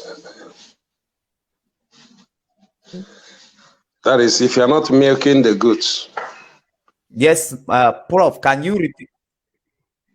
If you're not milking, the goat milk is very good now for health. It's better than the cow milk. So you can actually make profit milking the goat. So can you repeat what you said again? I said milking the goat. I gave you milk from goats is better Prof, than can you like I told you.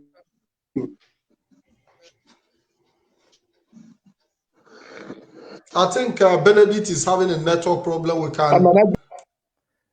The network seems to be. Yes, the network seems to be. And also, Prof, what?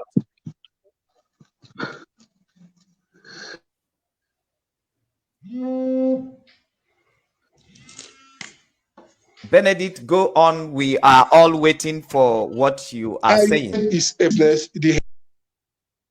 Can you hear me?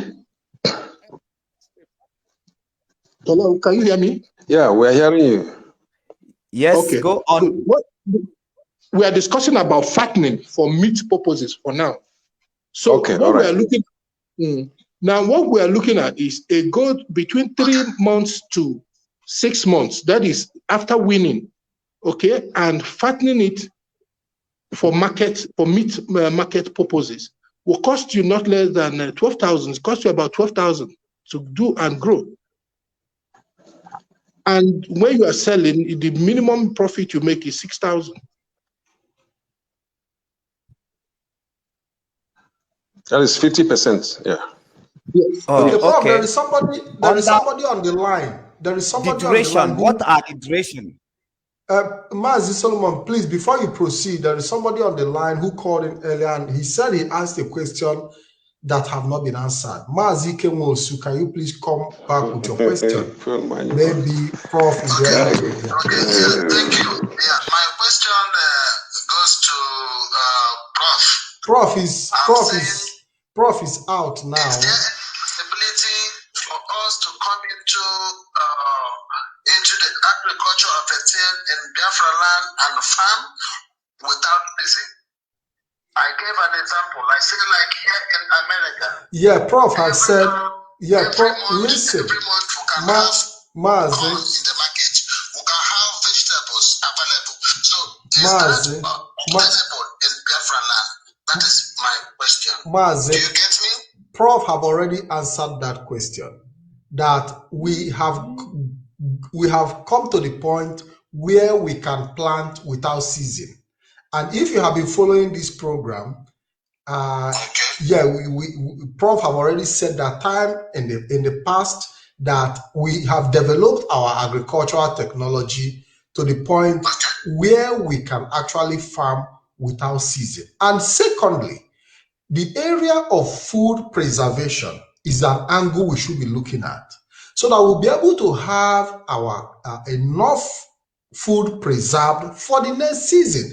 The areas of preservation will require energy generation and all that, which we are looking at. These are the things we are looking at. How do we develop in that direction? I will be discussing that on this channel. We'll be talking about how to use the solar system and all the necessary apparatus available to generate electricity and be able to build industry that can sustain and preserve our food. That is interesting, because I'm trying to change a lot of my businesses, locations into agricultural items, and in preparation of any eventuality that may happen, nobody knows what to come in some months. Yes, so you have to keep in touch with us. We are looking at also investment in the area of equipment. Yes, so and the Mazi again, there is.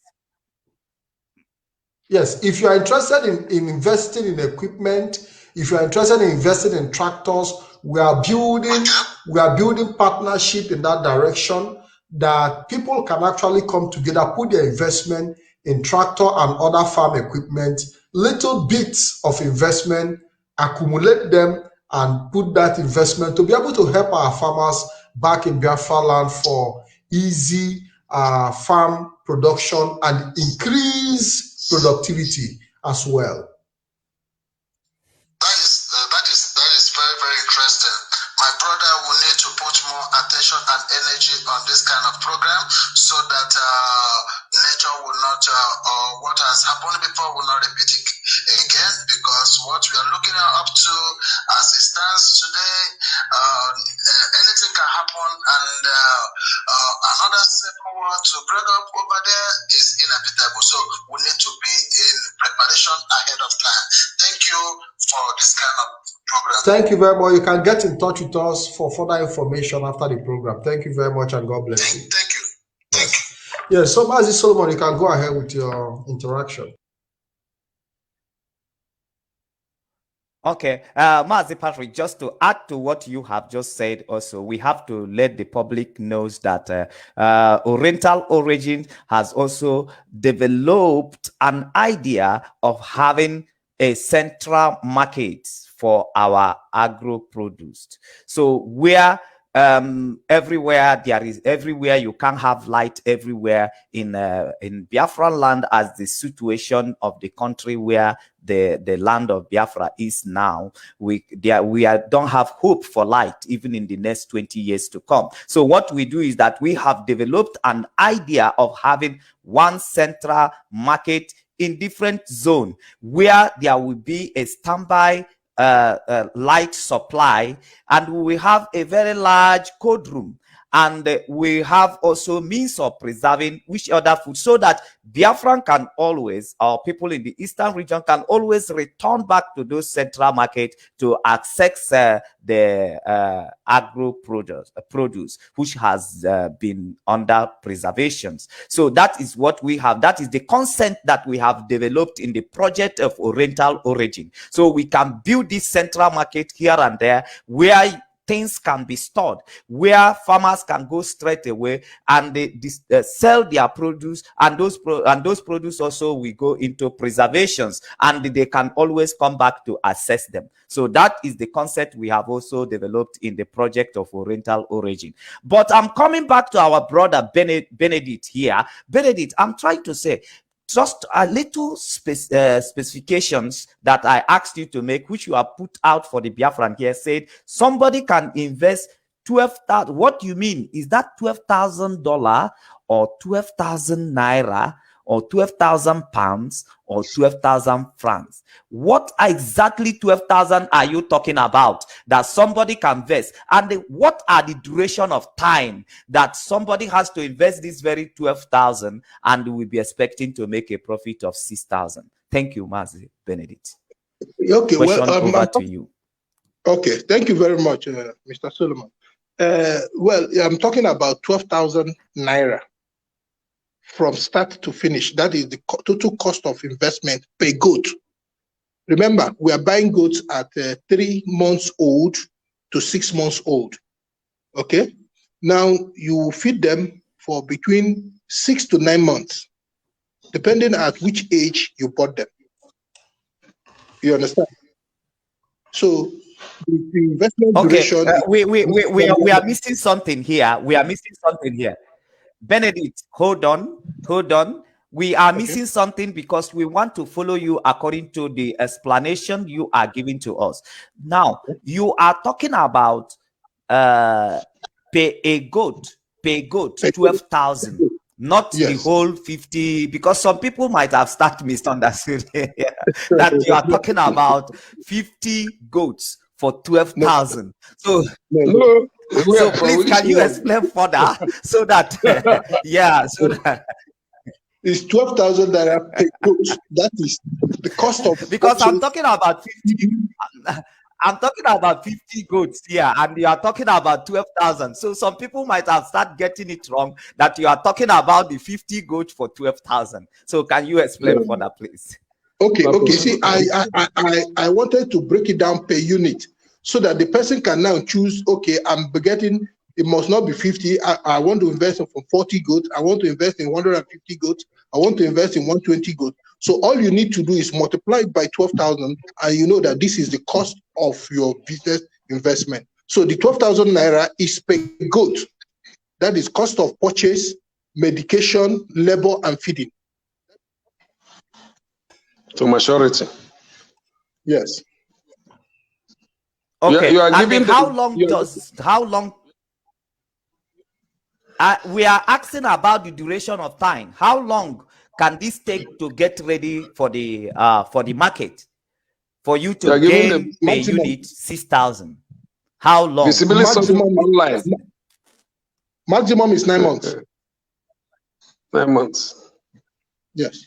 Maximum is 9 months to get 6,000 out of 12,000. So now, the last question I have for you, because I know Prof is here, he has his own question, and Mazipat is here also to ask his questions, and people are also here to ask their own question. Now, the last questions that I want to ask you as to regard to the goat issue is, one, does the person need to invest this 2,000 at once, or is that a gradual, a stages process? Is that something that goes stage to stage, or should I just, like, I want 20 goat today, and the 20 goat to definitely cost about 24,000, then I have to, sorry, 240,000.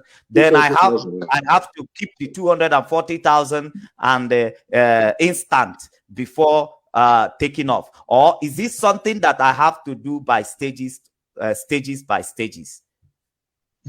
Over to you, Benedict. We prefer okay, thank you very much, Mr. Solomon. We prefer Prof, lump we are sum. coming to That you. is, if we prefer lump sum, because the for instance, like you said, if you needed to invest in 20 goats, we prefer you to pay the 240,000, because we are going to go and scout for the goats. For instance, if I go out to get the goats, and if I see, if you brought money for only 10 goats, I'll go out and I saw 20 goats. I cannot buy them. I will only buy 10 goats and come back and wait for you to bring another 10 money for another 10 goats, and go front and back, and time for feeding, time for medication, and you will discover that at the end of the day, the entire logistics will be high. But if I have the lump sum, if I go out and acquire the whole goods, if I'm going for their medication, I'm buying all of at once, so the transportation cost is just for once. So we prefer, if you're investing in this, you pay down the money, then you will acquire your things and grow them out and fatten and return your money and share our profit. So we prefer lump sum. Beautiful. Beautiful, Benedict. Just the last question.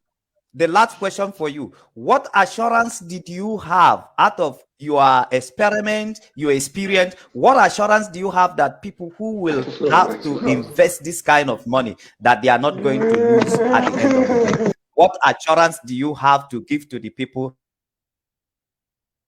Well, my equity is definitely been on this, has been experimented over it for a very long time.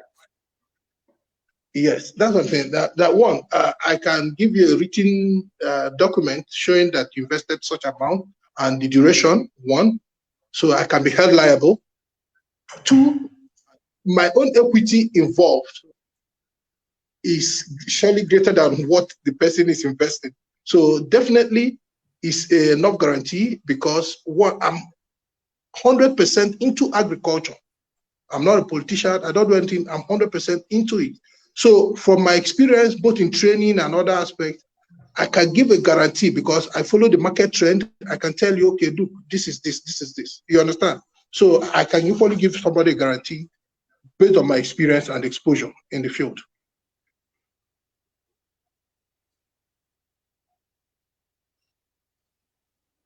Yes, I'm still like, you are well studied. You have experiments. You have things. Yes, can you hear me? Are you hearing me, Benedict? Yeah, I can hear you. Benedict, are you hearing me? Yes, I'm with you. I'm with you. Okay, based on experience and the study. Okay, based on experience, because these days people wanted to follow facts. Do you understand? Even if there is anything that are called, at least they have to get the fact from you. Now, with your experience, study, and experiment, and have been involved into this very game, we want you to make a specific assurance that people need to get before they can invest into this thing, that at the end of the day, they are not going to lose money. What are those evidence you can give as a proof that there is an assurance that for anyone who invested into this thing will not lose money at the end of the day? Okay, I can hear you. Well, like, I have my goats, I have my records. Like the last kidding we had was the 15th of September. Benedict, are you still here? Yeah, I'm with you. I'm with you. Can you hear me? Benedict, go ahead. Go ahead. Yeah, I have my own livestock here, and I can show the person the videos and date of birth. Like the last kidding of a he-goat we had was on the 15th of September, and I'm telling you honestly, if you see it, you will not believe the size. You understand? So I have worked over this in over years. You understand? So I'm 100% sure. I will not take money for what I'm not sure of. You understand? I have invested my own money in the experiment. I don't have investors financing my experiment because experiment can fail. You understand? So I'm 100% sure of what I'm talking about. And I have, there is even this, two types. Are you aware? So educators. That's why we are here. Okay, you have the pygmy type. You understand? They're not meaty, they're not fleshy. But then you have the other one that is more robust, colorful, that with enough size and height. You understand? And it's meatier. It has more meat than the other one. Okay. So until like I was guiding a lady, she went behind me and bought goats. When she brought them, I told her, look at what you bought. Now come and see my own. She saw it. She saw, no. There's a whole world of difference. So I now started educating her on the conformities she has to look out for before you can get it. For instance, do you know that Abulewu is not even sold in the market? Are you aware? No. Educators, please. Good. We are all listening. Let me speak in Igbo. You can barely find them in the market because most of them are booked at home. You understand? So, and anybody that you see in the market that will tell you, oh, you say, because the person wants to sell market. So, what you might actually get in the market is you can get goat with good conformity, but you can rarely get goats that can give birth multiple births. So, there are a lot of tricks in the business that I have grown to understand. And like the she goats can kid for 8 to 12 years. Are you aware? You understand? Educators, that's why we are here. So there are little things, tricks in the business that we know how to do them. Like for instance, and when I deworm my goats, people are like surprised. Do you deworm goats? And when you deworm them, you see their rate of food absorption, what we call feed conversion ratio, increases tremendously. Do you know that the absence of water alone can make your goat go down in size? Do you know that that's why in Igbo land, you see them growing so big and robust because they are not tethered and you don't beat them anyhow. So all those management practices, agricultural practices that are there, I understand them perfectly well. And I know how to manipulate the animal to feed well and give you good yield. So I'm 100% sure I can guarantee that. Thank you very much. Mazipat, my last question. Mazipat, please permit me my last question to, because we are having him for the first time in this very program, and it's good that we squeeze the juice out of him. So now, like in your own perspective, how much do you think that our people is needed to invest in this very sector of the fattening the goat? So how much do you think that it is required that our people should be looking up to now, that this amount of money is required in this very sector?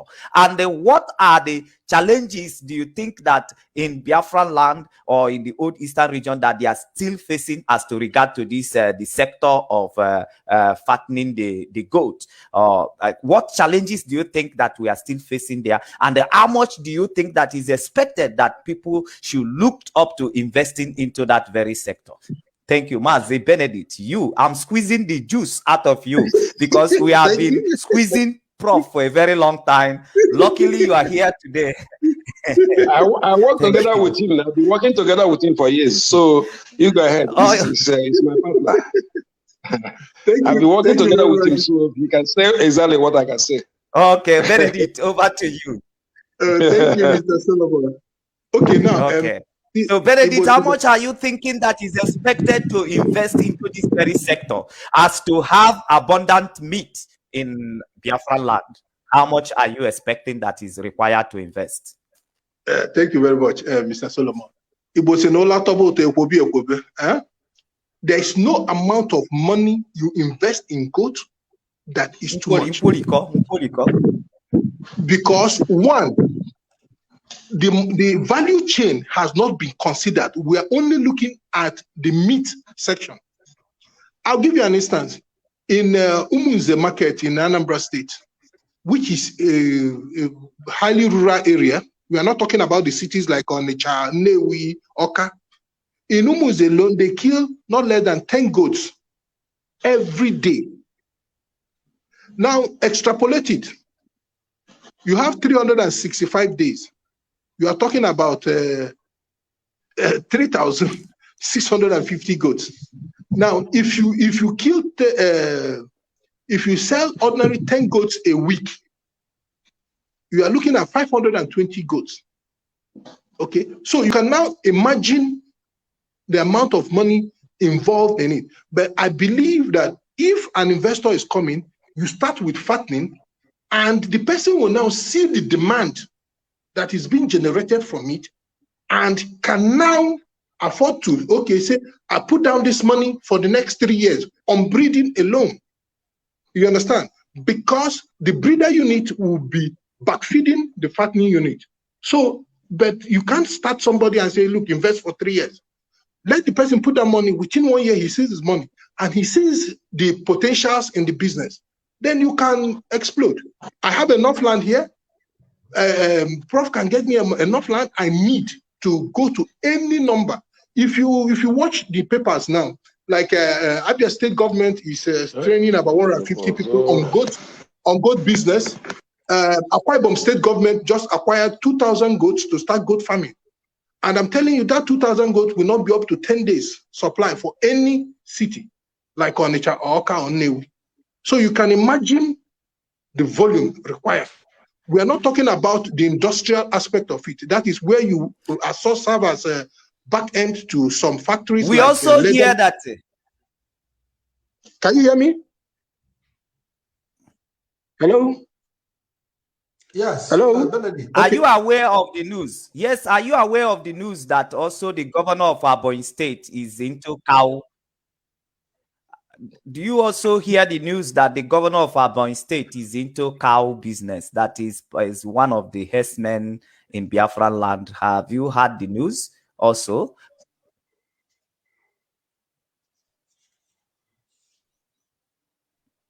Benedict, you seems to be Solomon, I think that we seem not to be hearing you anymore. Of these, but most of the questions.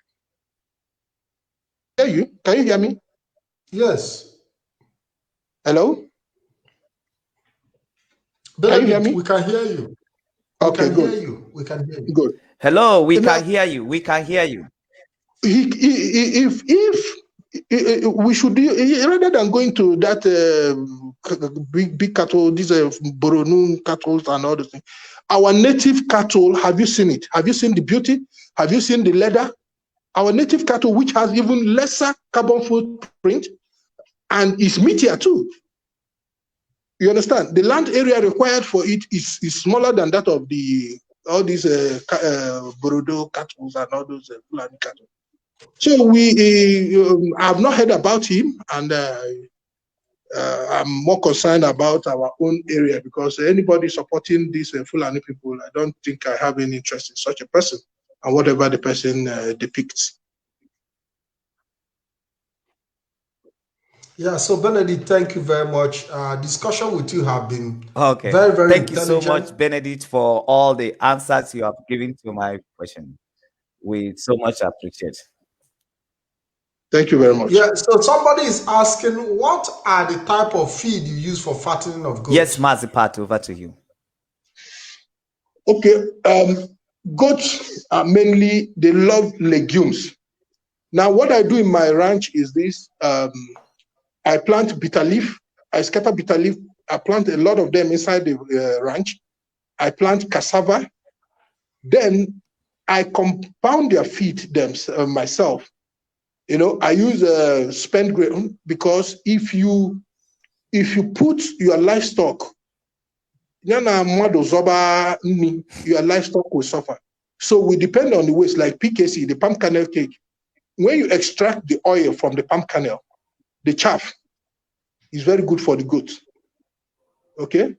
Then cassava,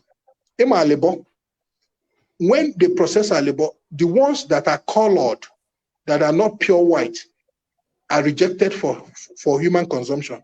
So we break them down into chips and we use it to feed the goats. Okay? Then we get our spent grain from the breweries. That is Halosia beer or malt, that chaff. We use it to compound their feed. Then we use rejected corn, beans, palm frond. Okay? Then these elephant grasses. So it's a mixture, because if you give it, goat is a choosy animal. If you give it one particular feed for a long period of time, it will stop eating well. So, but when you mix it, like now in our plantain plantation, when we do pruning, okay, we use the pruned leaves and feed them with it. So we have a lot of variety of grasses and grains and cereals we use for them. Well, do you still have the lemon grass available in Biafran Land? Right here in my farm, I have them. I can snap them tomorrow morning and send to you. That would be nice. We'll hope to bring you back to this program in the future if you choose to come back. You can also be our regular guest, because I can see the comment section. People are commending you, and people are even asking for your contact. So we are going to see how we can work that out. You can always come around, because you have been able to prove that what you are doing is practical.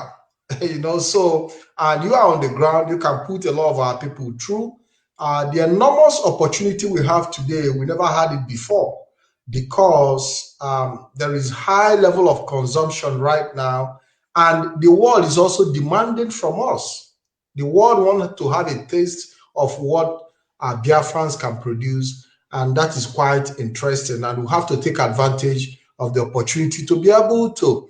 I tell people that very soon people are going to start dashing their Hummer Jeep out just to have a meal.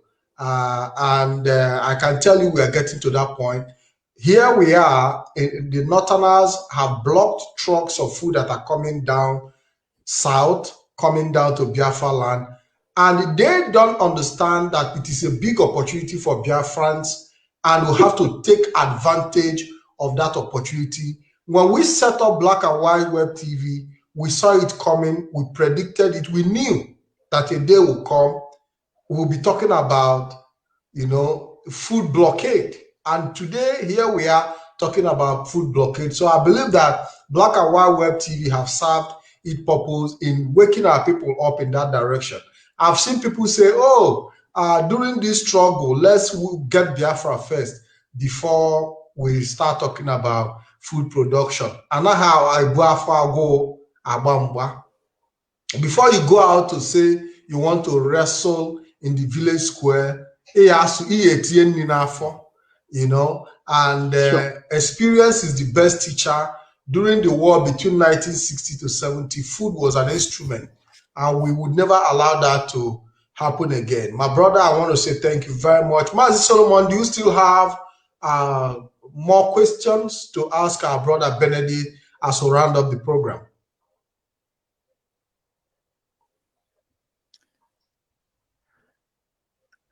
Yeah, he knows that even the way my mouth is going, that I still have numerous questions, but that will not finish today. I don't want to finish you today, Benedict, and that is why I will appreciate that you come back to this very program, because I can see you a big mate. You are too big for me to finish you in a meal. Yeah, so we need you to come back, and we so much appreciate you are coming today, and I promise you are a very good partner to the project of Oriental Origin. You are a great partner. We have enjoyed Chinedu Abadike lectures here oftentimes when he come here, and look at you here again, giving a bombshell direct to all the questions that are being fired at you. But I'm still loaded with questions because my mouth, you can see I have a free mouth for questions. So we will expect that when you come next time, we will continue giving you questions so that you will help to educate our people. We want to make these things to become a motivation, to our people, and for them also to see opportunity. Somebody is talking about Edo State. We are looking at Biafran at large. That Chinedu Abadike was explained to us that there is some land that are not good. Then if the land is not good for farming, it's good for breeding animal. Isn't it, Benedict? Yes. Am I saying the truth? Yes. The land that Yes. is not good for one thing can be good for another thing. That is just the truth. Yeah, The most important is making use of every space that is available to us to ensure that there is abundance. Yes, Mazi Solomon, there are questions because a lot of people are trying to. He said, please, my question is the medication for the goat. The contact number is there. You want to know the medication online? Do you have goats? We are here. We are working together. I'm working together with my man. I was saying that the number to contact, we not discuss everything here. Online. Why we bring this program is to bring it very close to your doorpost. You have somebody to discuss your problem with. You have somebody to discuss your challenge with. We are just here to bring that enlightenment to our people, to let them know something is happening and you need to cue into it. So that is just what we are doing here. So all you are the basic, exactly.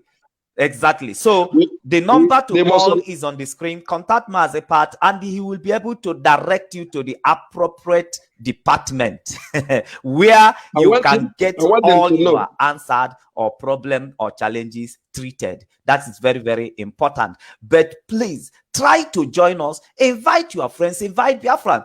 Like here in my own side, though in the side of Mazepat, it might be different number, but the number I'm seeing here, we attended to 300, and some people feel like what we are doing is not interesting to them, or they have something else which is more important to do. They love that, and we are about to round up this program, and we are having 217 out of 70 million people in Biafran land. It's 215 that insist to listen to what we are seeing here. But I think it's under your power also to make this very program go viral, to let people understand that we are discussing something about them, something that will keep them in the next 2 years, 3 years coming. Because so many people have died out of hunger. Mazi, one thing you need to understand is that the visibility, what Facebook presents as people viewing you in terms of visibility is different from the right figure. So I can tell you that on Biafra television, we have over 10 to 15,000 people following us, and it is a big deal. But what Facebook presents to you in terms of visibility might be different from what you have in reality. Yes. So Prof, do you have anything to say, because we'll be rounding up? Thank you, Mazi, for that. But before Prof comes in, I want Benedict to give us his final word of encouragement and motivational speech to our people who wish to go into, not just those who wish. We want everybody to get involved in agriculture. With what have happened these few days have shown that there is need for us to venture in mass to be able to have enough food on the ground. Listen, agriculture is not just it's not just going into the farm. You can invest in many other sectors. We talk about food preservation. We need energy for that. You can choose to invest in the area of energy. You can choose to invest in the area of logistics. You can choose to invest in other areas. There is so huge. So all of us might not be in the field of cutting the grass,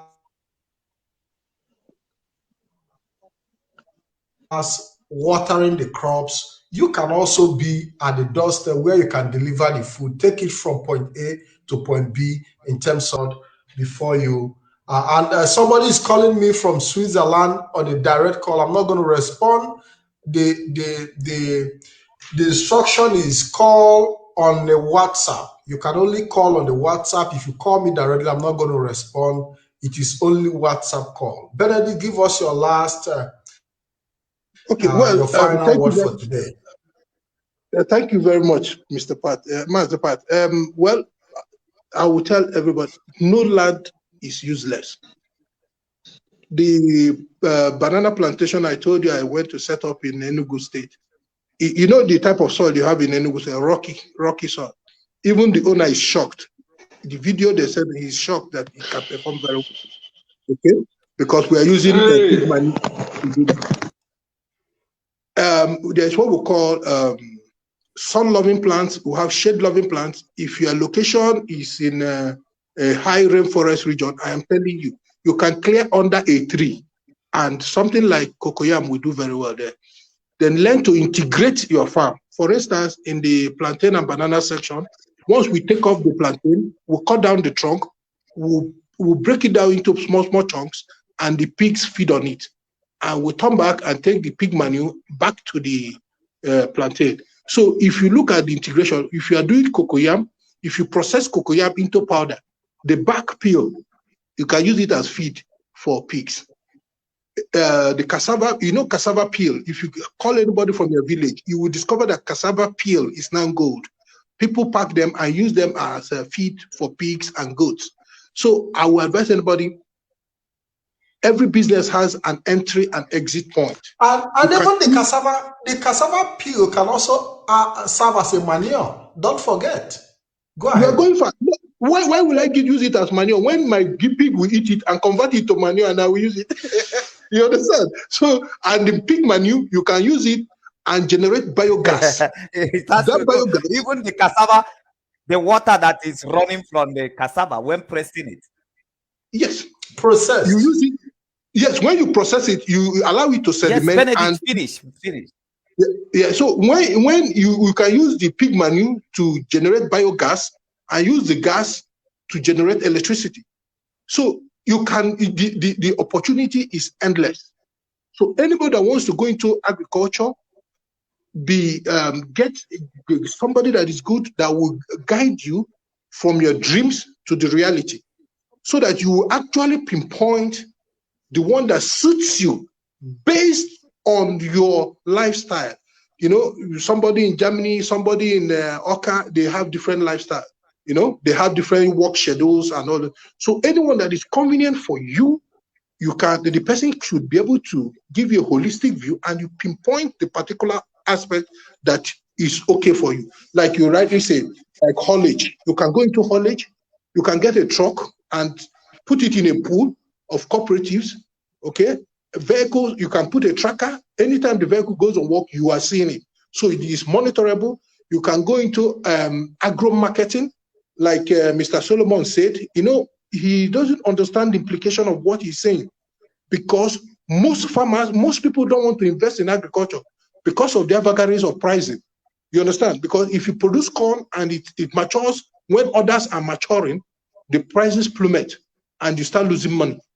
But if you have a guaranteed pricing, whereby you don't even need to cut your corn fresh, you allow it to dry because you have a market, a guaranteed market. That means you can produce corn 3 times in a year. You can produce corn 3 times in a year. In the southeast, Nani Bueba, a medical doctor that was doing cucumber, I advised him to pull out from cucumber and do corn. And now guided him, he produced 3 times. Although the last one was irrigated, but he still got his good result. So if you're going to agriculture, get a clear view of what you want and get somebody to plug you in along the value chain, and I'm sure you'll make a success of it. Thank you very much. Thank you very much, Benedict. We would like you to be back in this program because you are a very big resource, and we want to have you around. Biafrans enjoyed you. You've got a lot of recommendations. People want to have contact with you, and as they get in touch with us, we'll pass them over. Thank you very much, Mazi Benedict Ibeke, for being part of this program this evening. Thank you very much. I appreciate it. Thank you. Yes. Yeah. So Mazi Solomon, unfortunately, Prof is out, and I think we have to wind it down. We spent over 2 hours, and the 2 hours is like 2 minutes because it's quite interesting.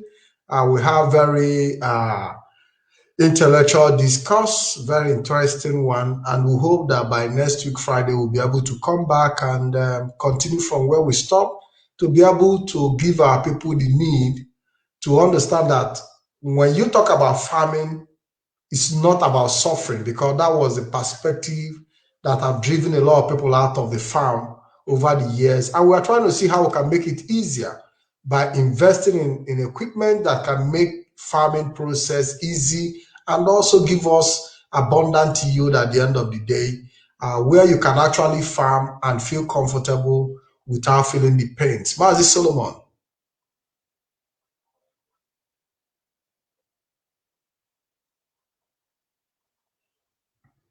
Yeah, I think the most important side of this program is that today we are able to bring your way to you to understand the kind of profit that you can expect when you invest into farming. Through our discussion with Benedict, it has been made it very specific that at this point, if you can invest 250,000, at the end of the day, you will be expecting 120,000 into fattening animals. But that is just one sector. But you can just use that to be able to educate you the kind of profit that you will be expecting if you will make yourself available to partner into farming. So these are the kind of margin that you will be expecting every time, and even more. And apart from that, you should also be looking at the aspect that people in your locations are not hungry. You make profit at the same time. They are not hungry. Everybody is happy. Nobody is going into armed robbery. Nobody is going into stealing, because what sent people to all these crimes are the empty stomach. When the empty stomach lay holds on the people, he direct them on the crime to commit in order to fill up the stomach. So thank you so much for listening. And we also want to tell you that the essence of this program also is to found partnership. In recent time, we even saw some prophets and pastors who are also even patronizing the goat as a means of cleansing, which is another market on its own. Spiritual cleansing.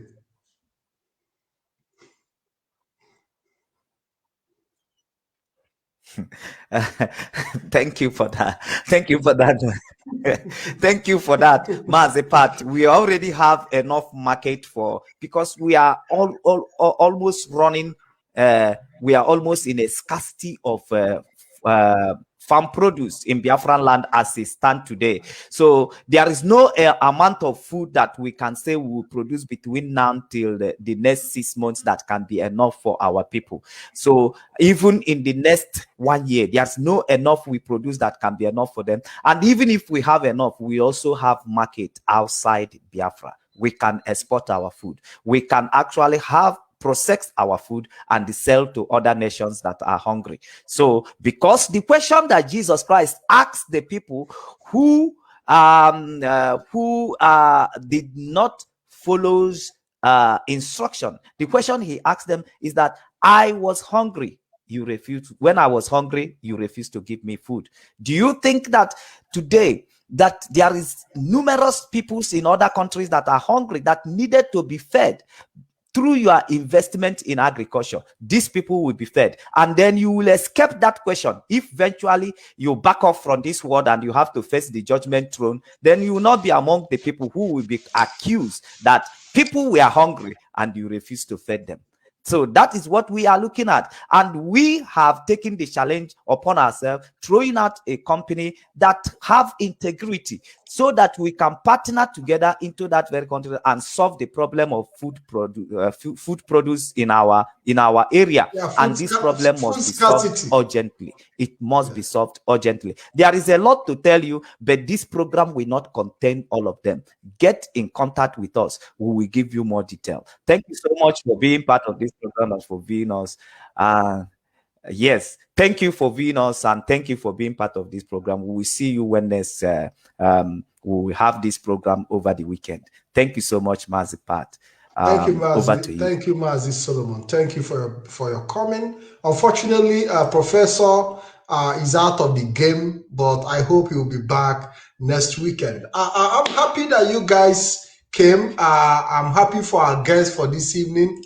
They were all interesting. And I'm also happy that many of you stood by us till the last minute. We enjoyed your comments. Our brother Edu Austin said, is it possible to import those big cows from Argentina and USA? Because I believe this species will do good in Biafran land. It's something we have to also look into. I believe that we can also crossbreed them with our Biafran species and make sure that we get the best out of whatever that is available for us. So we will be looking at all, and it's also another part of investment as well. And I believe that as we progress in the education of the need for agriculture, our people will, start to understand that we cannot depend on the North. We cannot depend on the North when we are fighting to free ourselves from them. We also need to have that self-dignity. We also need to have that capacity to prove to the world that we can sustain ourselves when we eventually walk out of Nigeria and become an independent state. How do you prove that? It's through agriculture. And we are here to make that happen. Thank you very much. Like I said earlier, we transmitted today on Biafra Television and Black and White TV consecutively. And my guests were Benedict Ibe, Kier, and Professor Chinedu Abodike. And we also had Mazi Solomon Peter, the director of Biafra, the Black and White Web TV.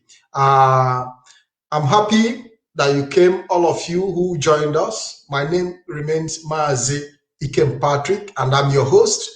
And until we meet again, I want to say, may the good God continue to bless and guide each and every one of you. Have a wonderful weekend, and God bless you all. Yeah, Agabi. Yo. You can head into the future. That's what I belong. I'm heading out. That's where I belong. Don't let no one pull you down, cause they don't laugh at you. Don't let no one laugh at you. When things get better, they begin to invest for you. Yeah. When you go through hard time, they laugh at you.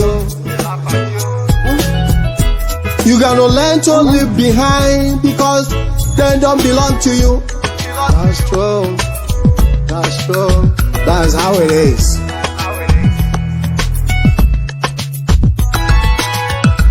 You cannot say you my friend when you stab me behind. That's how it is. Agabi. Waiting my eye don't see, Madu no be talk. Waiting I don't see, Madu no be talk. The pop one sense I have for your eye, cause they know you no be talk. Oh.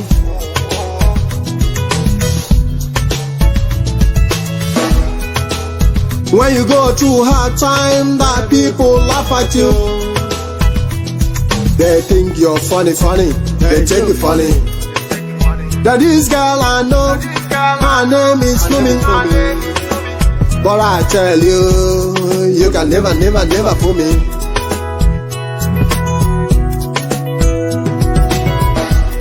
When you bend your back so much, people wanna climb me behind. That's the truth. That's what it is.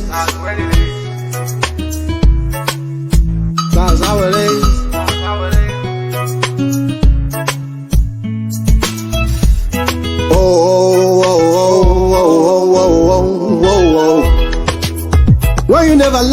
mind, let it know one put time for your eyes. Gotta stand on the right, that's how it is. You gotta let it stand your run, cause no one is stand up for you. You gotta lie to be sad, that's how it is. You gotta be right. Shine your eyes, no one gonna open for you. I'm heading up to the future, that's where I belong. You gotta learn to leave behind, because they don't belong to you. That's how it is. That's how it is. I'm a Gabi. I don't give a damn what you think. I believe in myself. That's how life it is.